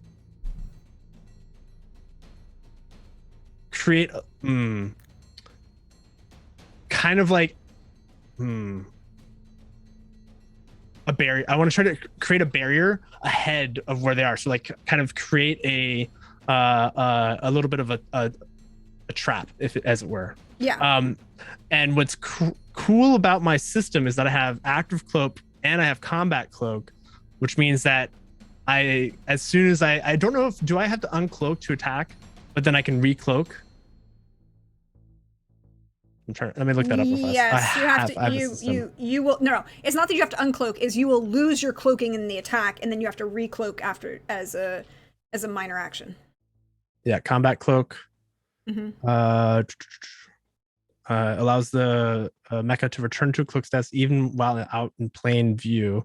Once spotted, you can return to cloak status. That is, your enemies cannot lose sight of you at the cost of only one action.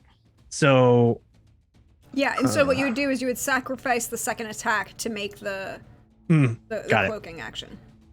Yeah. So yeah, I think what happens is like I essentially go ahead and I decloak, and I think it's like creating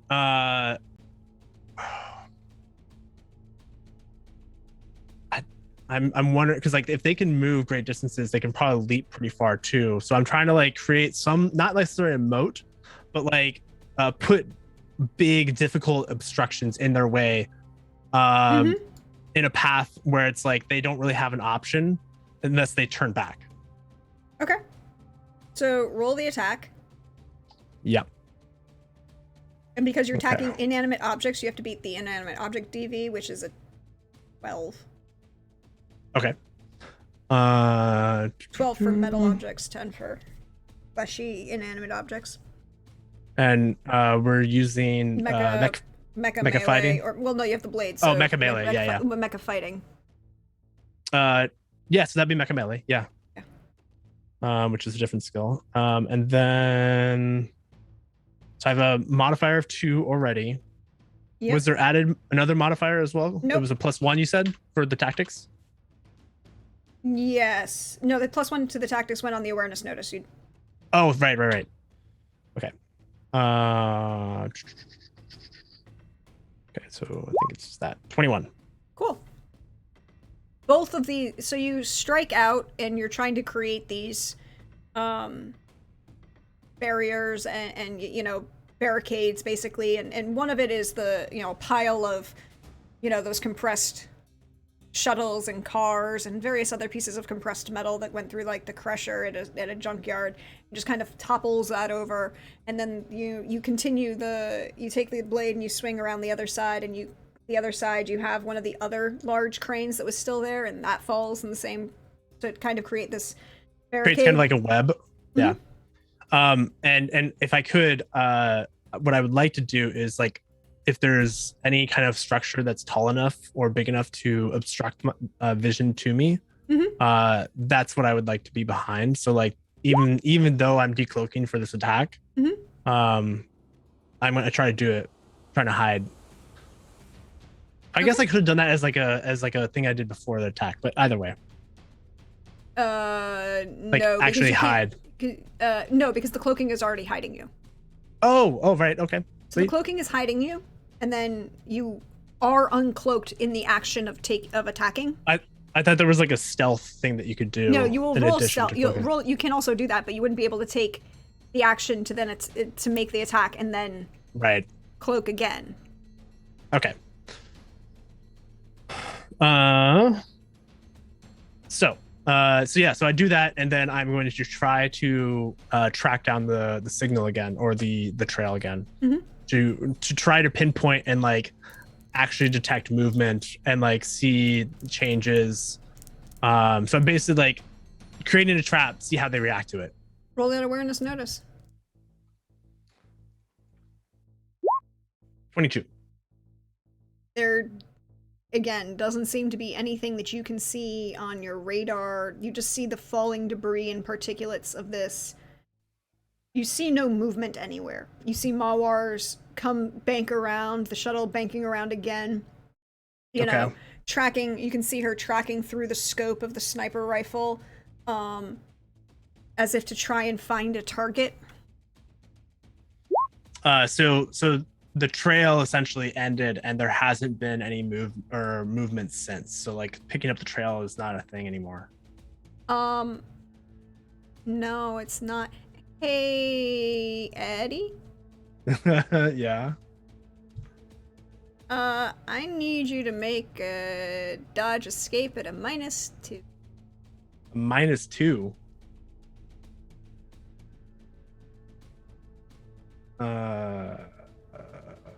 Dodge escape, where'd it go? Where the hell did my dodge escape? There it is. A -2. Okay, yep. Okay. 18. Oh, he nat one, motherfucker! He sat there and he waited, god damn it! And he had the perfect fucking ambush, but no, he has to nat one on the attack out of the ambush. I think you have to roll a d10 to minus that, don't you? Yeah, so it's a 14. You see, what happens is you see from this fallen debris of crushed vehicles, a mech emerge out and go to strike at you, but they kind of trip on one of these barriers that you've created, and they stumble in the attack, so you manage to dodge out of the way. But yes, there is now a mech on the field. All right. Well, I think there's definitely a comm message saying, "This changes things. Be careful. Try to move away from a distance." Yeah, I'm not firing and you just hear the ping as she's like, "I had to do that. It made me feel better." And I understand. There's no way she's doing anything with the sniper rifle. As good as the sniper rifle is, she's not taking out the mech with the sniper rifle. It just can't do any damage. That said, can I retaliate from that failed ambush using my pack tactics as like they ping? You can make an attack, yes. What does pack tactics do again? Gives you it gives you a +1 for each member of the pack that is with you. Oh, sweet. So a +1 because you just have the shuttle itself is. So a total of +3 with my weapon, because I'm the beam weapon is out the again. Accuracy of 2 and then a +, yeah. So +3 on weapon melee. And I'm trying to remember, are there any like stunting systems or because I When you crit, if you crit and it's the crit, not just the crit success on the die, but the crit difference between the attack and the defense. Right. So if there's like a 5 point difference between 5 the is attack a and baby defense. crit, and then 10 is a. I remember now. It's all come back to me. Okay, I'm gonna make a melee attack to retaliate. It's a +3 on +3, 22 to hit. Fucker! Oh, she rolled another nat 1. Oh, how low is this gonna go? I'm just. Oh my god. He's just. There is. I mean, I have a narrative reason why this is working. Oh, that's great. So an 11 versus a 22. That gives me a full crit. Cinematic crit. Roll that d10 for a crit. Okay. Oh, fucking hell. I don't know if that's good or bad though. It's on a crit table. You hit the hydraulics. A random limb takes half damage and ceases to function. So it will be like as they went to it's the arm servo that they went to attack with hadn't been managed to move out of the way that they had attempted to then parry the defense of your attack. I have an idea actually to kind of tie into the fight scene that we had before with my brother. Mm-hmm. It was like that perfect moment where I saw the limb out of place, kind of like when he hit my leg when it was out of place, and just go straight for it. And yeah, it's now gone. And I'm gonna attack again. You get 2 attacks. Go ahead, make that second attack. With a +3, 22 again. Ooh, Tie they goes matched. to the defender. Tie goes to the defender. This one, they move. The arm is now, that knee is damaged. They stumble, but they still manage to bring their blade up to block yours. Do they have a beam weapon? Mm-hmm. Okay. Which is what they attempted to hit you with. Got it. Okay. Just making sure. Yep. It's a beam weapon, but looking at it, it's roll me awareness notice. Without the +4, it's just the normal awareness notice. Okay. Because this is about you, not your sensor suite. 15. Yeah, you know blades. Mm-hmm. This looks a whole lot. This blade does not look like it doesn't look like a longsword. It really doesn't look like a katana. It looks almost like a oversized meat cleaver. So it's a energy meat cleaver. Like a full. I mean, but if I said like. It's kind of like it's like a blade that has an arc to it, so it slowly goes out. So it's got Yeah. Uh-huh. It's an acute angle, right? Yeah, it's an acute. It's an acute blade. Obtuse. Acute is small. Acute is small. That's right. Obtuse It's acute, small. Yeah. Yeah. So it goes from narrow to a much bigger, wider edge. And it's large, but slightly unwieldy.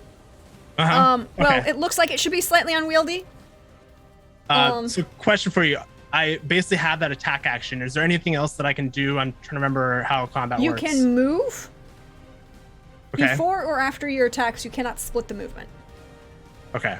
And because you have an ROF of 2, you've used your action, your whole action. Your move is now separate. You can. Yeah, I think there's like kind of step back because now that engagement is there.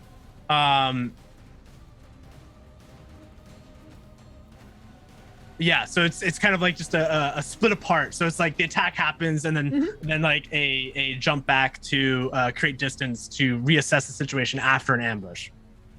All right, and then he will then swing his blade with an 18 to hit at you. It's much faster than a blade like this should be moving, by the way. Is it piloting? Mecha piloting? Dodge escape in a mech is piloting, yes. Sweet. I am very good at that. And do I get bonuses for this? Nope. With my sensors and all that? No. Nope, there's no sensor bonus this. 24. He takes a penalty because of multiple people. So you dodge out of the way of this first, looks like a heavy overhand strike that would, if it had hit, you just kind of pull back further, and you see that it would have gone straight across what would have been the torso of your raptor mech. Curiously, are they using gravitics? Yes. Okay, good to know. They look like they are, yes. Okay. 21 on their second backhand. They have 2 hits too? Yes. Okay. Ooh, 21 to the defender. Tie goes to the defender. So you manage as he brings the blade down. I think it's like a full on like clash again. Yeah. Where I block it with the blade. Your turn is the only movement they make is to step into you. One. Mm-hmm. They just move that little bit, stepping into you. Okay. Not really moving. I think.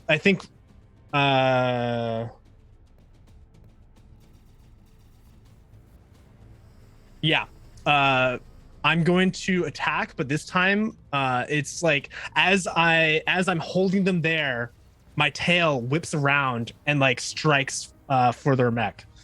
You only get one attack with the tail. Yes, I remember. Melee.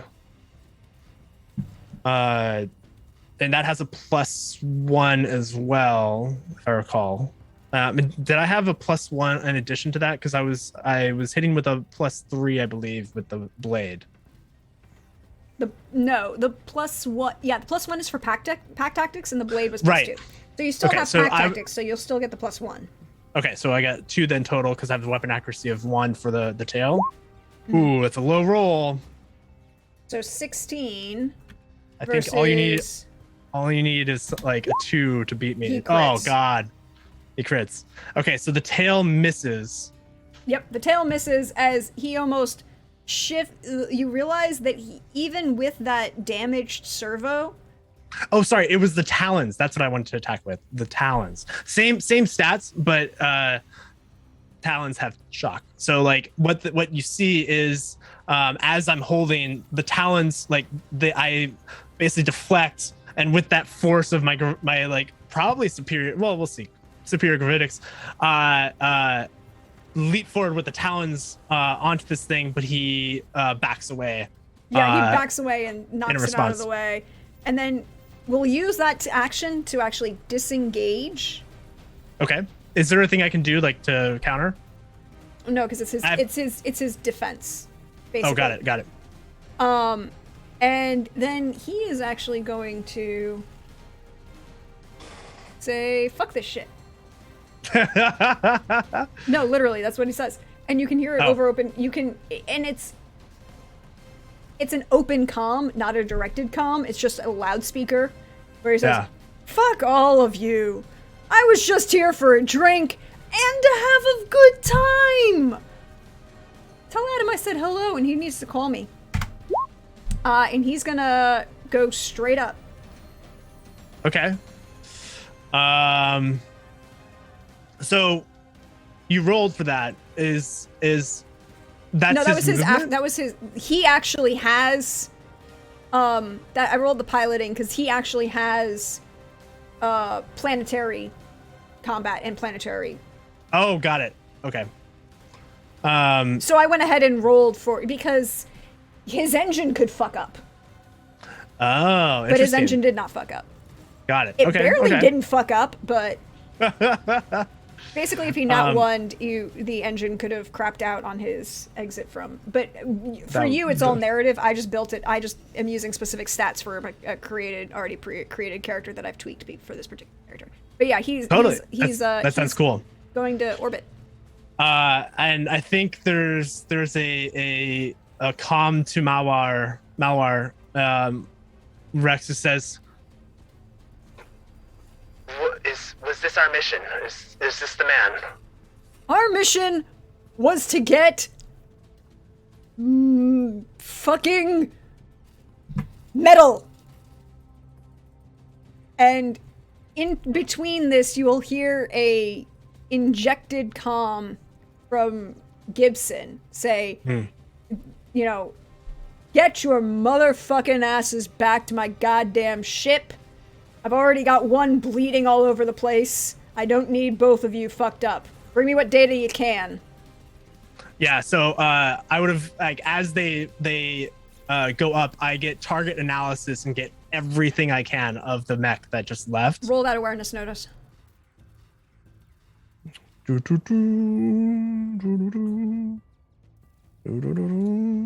need to boost my awareness notice. Should we play? Well, I mean, you get the +4 for the... I know. I added the +4, but yeah. More just like I'm using it a lot, so I'm like, I should probably just boost this. Well, yeah, you might get, we'll see what happens at the end of all these OVAs. So with an 18, you can get the data, all of the data of the analysis of this mech. The mech is older, but it's unique, customized. Yeah. I'll give you all of the details. But what do you do?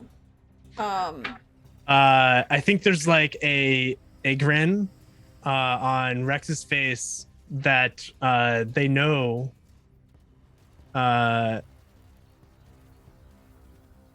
Watcher may have beef with this guy, but Roan doesn't know what and doesn't really care that much to go after it, and Gibson just told him not to. So I think Rex just says, "Copy that, Gibson, or Chief." They would said the right thing.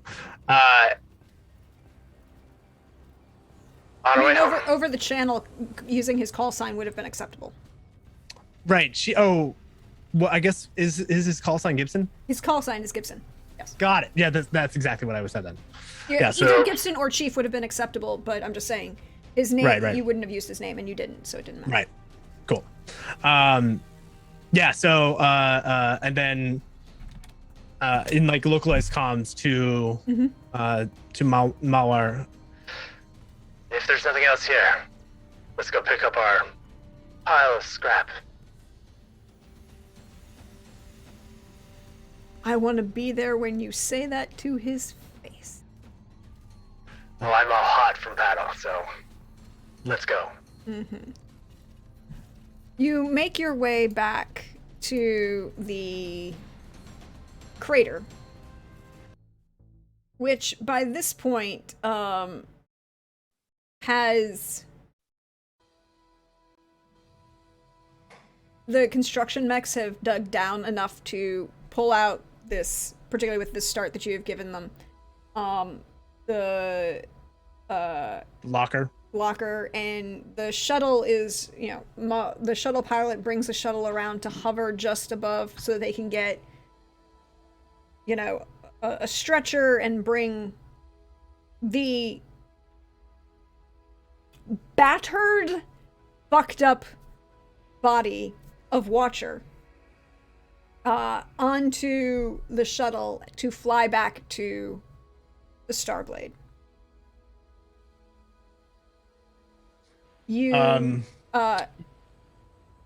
I think because I do have the escape pod and well, no, just for expediency, I would say they would the Raptori would escort the shuttle that takes them up. So like to the two shuttles with the Raptori and probably. Well, no, there's one. It's Mawa. They bring the shuttle that Mawa. Oh, gotcha. And like they would do kind of like a pickup. Yeah, it's you and the construction mechs and the shuttle. They're gonna put the guy who needs to be on a stretcher with medics on a shuttle where they can lay him out on the floor, and hopefully not, sense. Give him a backboard and a neck brace. No, I thought the construction mechs were just gonna pick him up in their hands and just like, all right, let's go back. Poor Watcher. Yeah. I hope we love you. So they pick the shuttle will fly off. By the time you land back on the Starblade, Kay is there. She will like give you like that momentary half flirty soft smile to both you and Mawar as she then goes, fully professional and be like, okay, I need you all out of my way, please. I'm busy. Just go. And she's processing and dealing with Watcher and giving him first aid and beginning treatment. What are you going to do as the, nurses and Kay and this stretcher go off to medical? Yeah, so I think Kay pulls in Watcher into the med bay with Malwar and I just like standing at the doorway, and I think there's an exchange glance between Malwar and Rex, and says, "I see your back," and just like walks forward and brushes the backside of her back, or the lower the lower back, and just like kind of edging them to come follow. She will take that half-second glance over her shoulder into the med bay, and Kay just doesn't even look up, just waves away because she's busy. And she'll then tilt her head and follow you. And as you walk away, you will see Xavier appearing in the doorway where you left. Oh yeah, I think there's an exchange, like as Mawar joins me walking away, Rex looks back at Xavier and just gives them like a silent, like as if to say, "I got you, brother. I helped, or I saved your lover as he saved mine." Yeah, and it's this there's an acknowledgement there, but it's kind of like that silent brother sync where like we just had this fight. Yeah. I'm wired, and so now we've kind of fallen into this synchronicity. And so that's what they're leaning into a little bit, having that silent moment. And he acknowledges it, but then his focus is entirely back on what's going on, and he doesn't enter the medical. Okay, he stays out of the way. Okay. And I think we can totally leave. Yeah, we can totally fade to black as like Malwar and and Rex just exchange looks as they enter into a space. And they walk back into the locker room. Yeah, or the gym even, and just like close the doors as like gravity lifts. But I did want to say like no,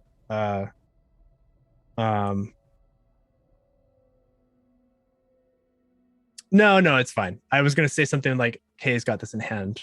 Follow me," sort of thing. A few hours later. The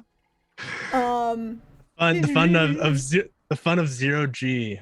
Yeah. Good times. At the beginning of what would be the Starblade's night cycle at this point. There is, where would you be at this moment? At the start of the night cycle, probably like they try to be consistent with a meal, or they're probably like at some level off duty, so they're always on call in some ways, but they probably end up in I forget, what did we call it again, that closet bar, or like the locker bar or something. Oh gosh, if anyone in chat remembers, please. Lindy has it in her notes, and I don't have those notes readily available. I have hold on, I might have it in my notes. It's the secret bar where you have to say Joe sent me. The secret bar that isn't really a secret. No, I forgot to write it down. Dang it. Lindy will remind us. So we end up there, and well, I guess I would of course check in with Watcher to make sure that everything's in hand. Sure, but like they're stable and they're fine. Oh, they're stable and being treated, and they're not. And Kay will explain to you if you ask her that he survived, but shit ton of concussive force. Yeah. Like he rolled the endurance check, and that endurance check meant how many d6 I ended up rolling. Oh my god. Hope you crazy man. You crazy survived. boy. But yeah, so I think what it would be is like Rex would try to have a moment with Mawar, Kay, and even Xavier if they end up leaving Watcher's side. Just kind of like have a drink, kind of decompress after the day. And I think it's like one of the first time on screen that we see the three of them kind of together in a peaceful moment of relaxation. If Kay can step away.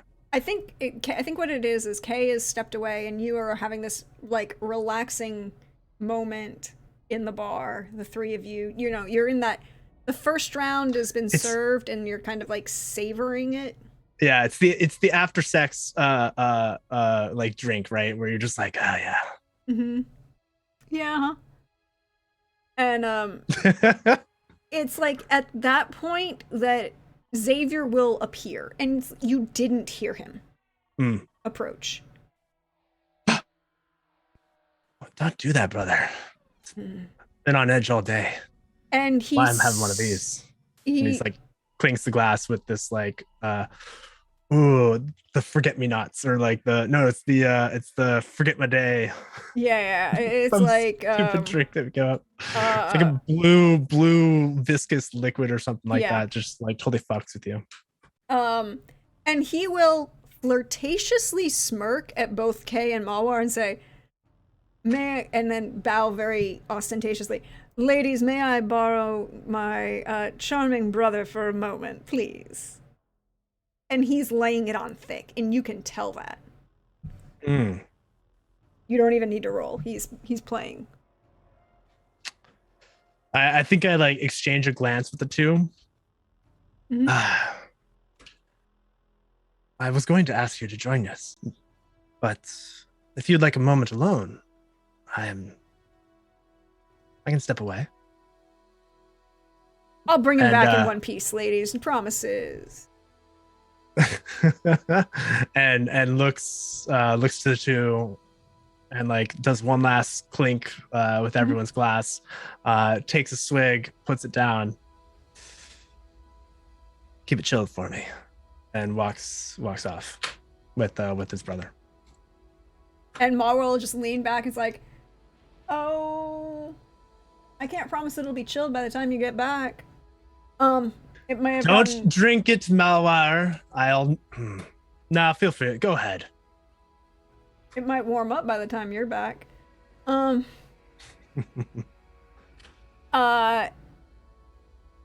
Xavier is nonchalant as he walks away. He's kind of roll human perception. Very relaxed. Yeah, he seems very relaxed for someone that was very tense earlier. Yeah. 14.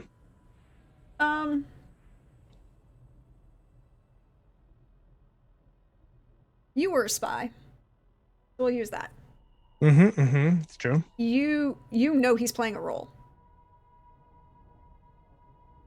And he's giving an he wants everyone watching to take this nonchalance.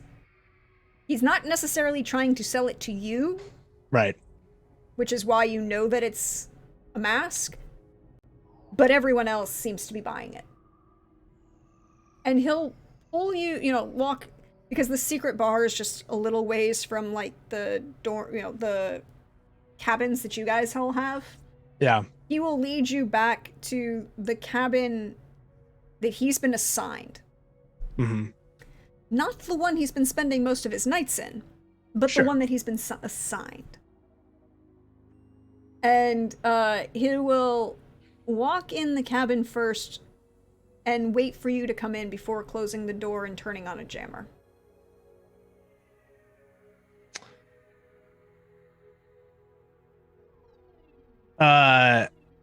So curiously, one, because I've not used it yet, and I think it'd be kind of interesting. No, I guess I have used security systems last in the session, but I was thinking like just a perception of, you know, what's the sitch here with, you know.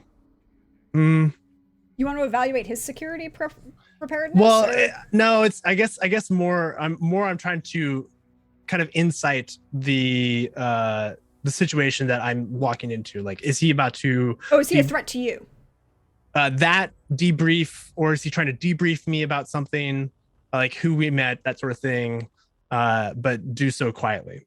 Okay, yeah, go ahead. You can go ahead and what is your points in security systems?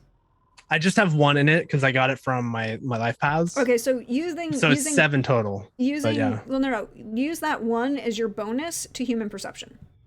Got it. Okay, that's what we'll do it that way. I like that. Rather than make you roll for the complementary skill, just because it's only one, we'll just do it that way. Yeah.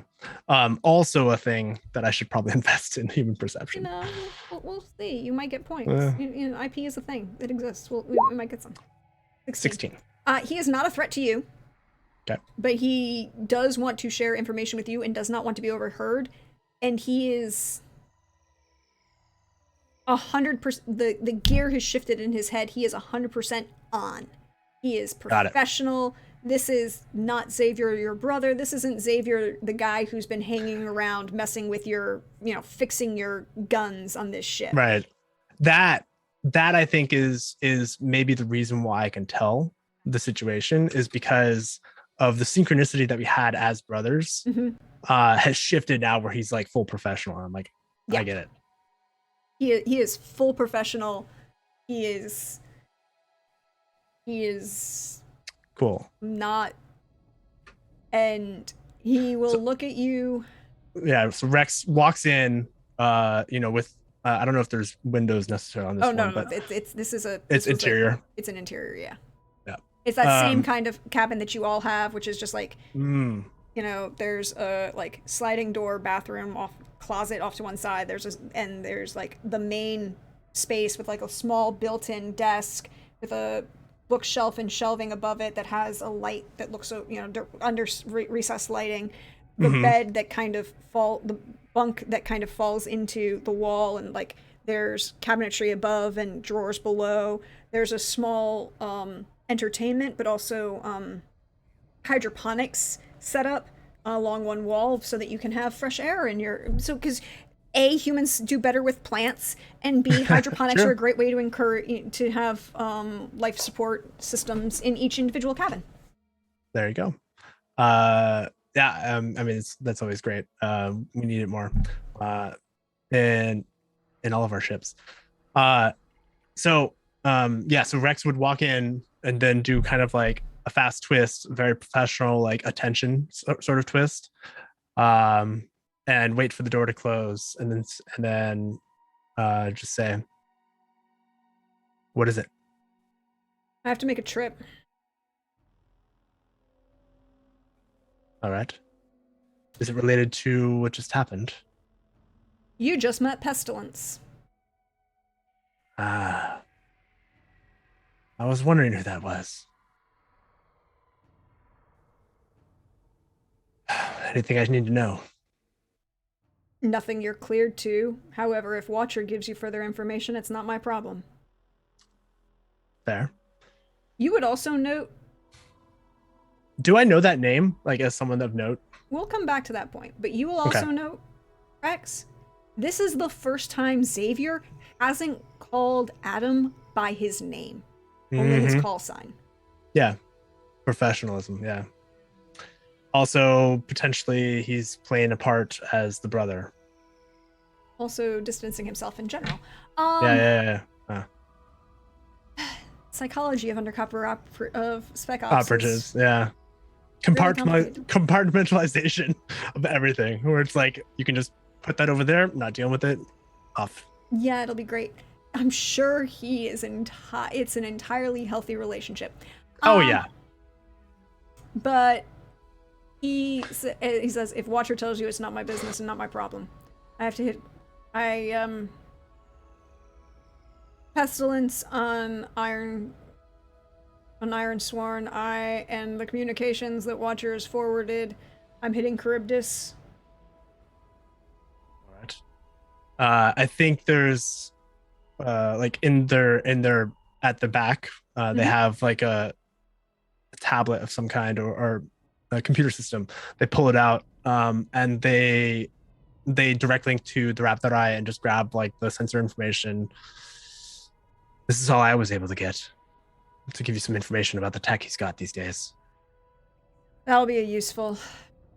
And he will grab it, and you will see his hand start to glow, and you realize that he has full cybernetics built into the palm, underneath the palm of his hand, that he's just using to access all of the electronic information. The data. Yeah. Without touching anything. Yeah. And I'm like, ooh, that's a nice toy. Just looking at the hands. Warp space is fun. I'm leaving something for Watcher. Make sure he gets it. And,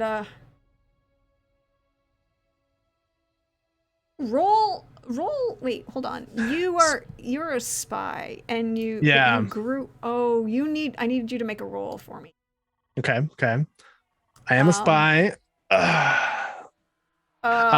Roll streetwise. Okay, I don't really have a good skill. Oh no, it's an 8, but that's because I've got cool. That said, it's either streetwise or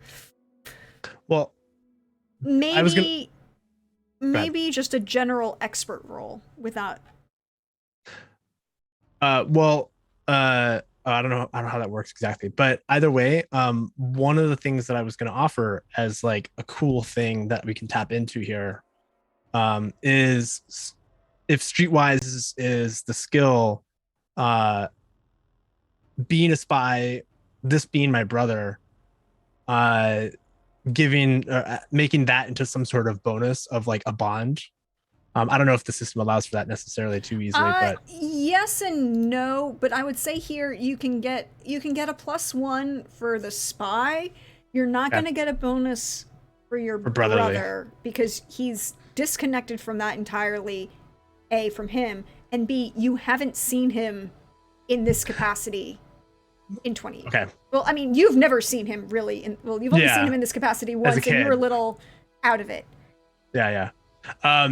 Okay, so you get a +1 because you are a spy yourself. Cool. So but this is streetwise.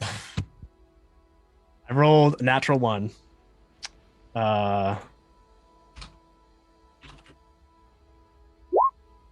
So I rolled a 1 because I subtracted a 2 because 9. You do get the it is the 9. You rolled the 9. You're not going to get any of that. But you do know a couple things. Number 1, He said he's going to Charybdis. Yeah, so I think there's like a note of that. So where like there's a clock, and then Rex is just going to look that up later. No, you don't need to look that up. This is something everybody knows. Oh, sure. Charybdis is a planet out. It's a planet in the Rocinante system, out in the Pleiades corp space. It was a smuggler. It was a free planet and ranching planet that was a smuggler and pirate haven that Charybdis took over, and now is basically Charybdis is the major criminal organization in the spheres. It is like. Oh, is this in Gaia space or is this in Corp space? It's in Corp space. Okay. It's on the Pleiades. And Charybdis as a planet is the home planet of Charybdis, the criminal organization. Got it. Okay, so they've basically taken over. Yeah, because they took it over and now it's theirs. Yep. Okay. Like beyond like that would be general information that you as a spy, even if you didn't grow up in corp space, would know, because that's just general knowledge that you need to learn to. Well, it'd be general knowledge for anybody who's living outside of Earth's sphere. Like you would know that the people. And and you're a spy, so you would I'm a spy, know that. so I'd have to learn about the corp space because I'm spying on corp space. Exactly. You would know that he's saying he's going to Charybdis. He's basically when he says he's going to Charybdis, it's like he's going to Tatooine. Yeah, exactly. Be safe. I've heard stories of Charybdis. I haven't been there yet myself, but it was good to see you. And he will nod at that, and he goes, Charybdis is a time. And then crack his neck and hand you a box. And say, make sure Watcher gets that. And he will reach down and you'll realize his duffel has been on the bed packed. Sure. And he will walk out and just like, as he walks out, will pat you on the shoulder as he walks away. He doesn't say anything else.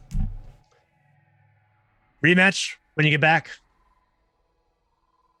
Maybe, if it's worth it. Oh, I'll make it worth it. You might be too tired. And I think that's kind of where it ends. Like Rex just laughing. And they stand there in the room for a minute.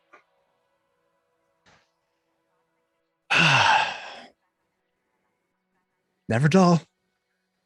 And walks back to the secret bar to meet up with the ladies if they're still there. Who knows? Maybe they've gone off and done some things together. But make sure, or like, see if the drink is there, they'll go up and pick it up again. Take a seat.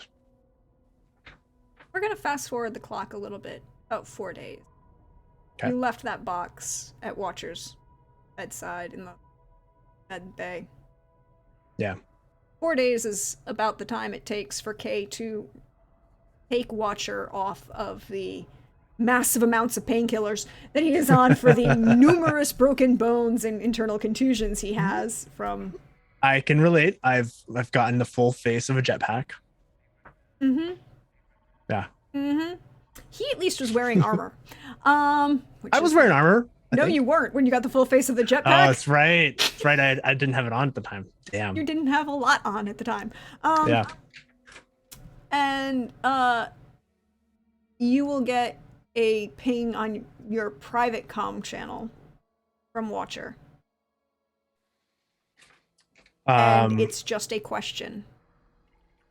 Did anything else crawl out of that hole? And I just say, yeah, big, and like in text form to the response or to the ping, a big piece of shit. And I'm just going to use what Pope... and hold on. Just had an idea. Yeah. Everything is lowercase except for the P. And I'm going to use what Pope wrote in chat is Watcher's response. Just a giant F you repeated. And then that's where we're going. Whoa.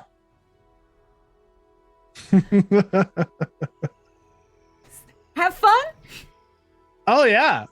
I got to unleash everything that was going on. It was great. That was oh man, that fight scene with my brother, the Malwar, the K interactions. The Watcher in chat just being like, yes, indeedy. Yes, indeedy. a lot of fun. This was a lot of fun. The people make choices in these, and then they have long-term lasting impacts. It's great. Oh yeah, that switchboard you were talking about before we went live. I see it now. I'm seeing some movement.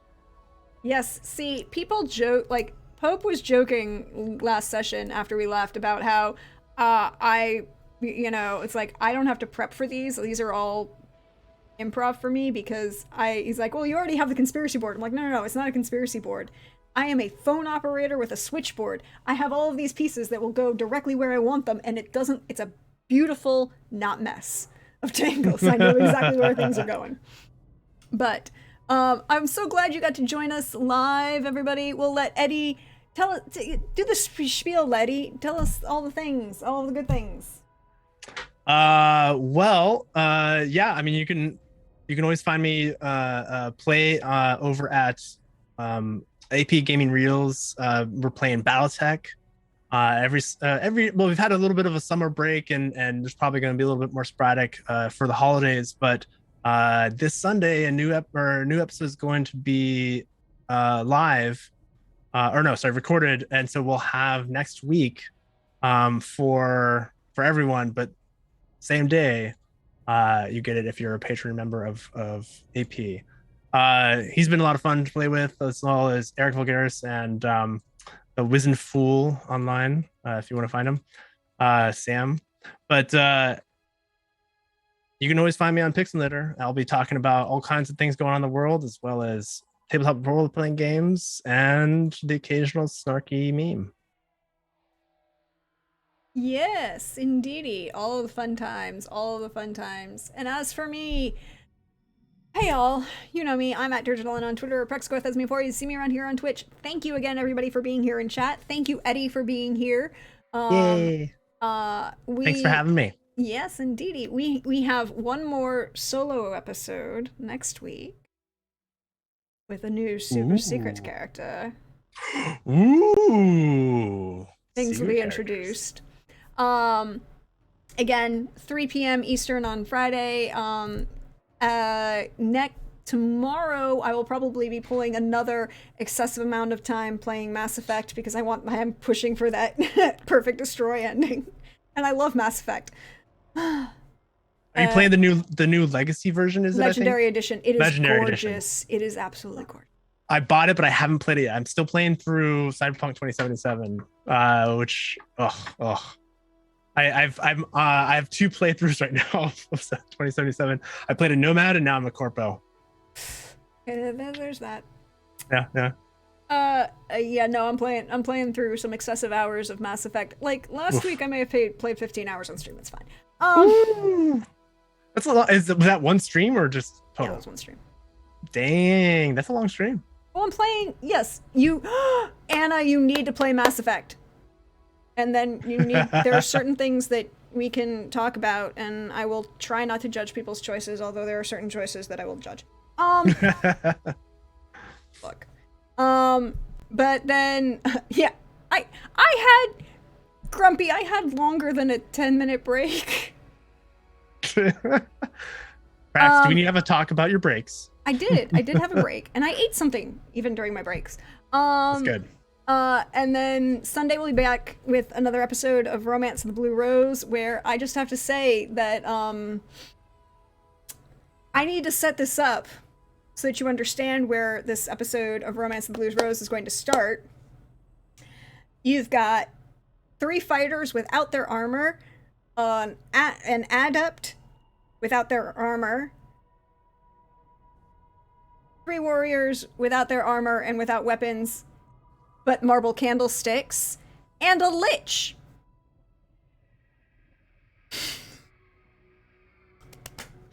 That sounds like a very hot mix. That's where we're going to start at the beginning of next episode.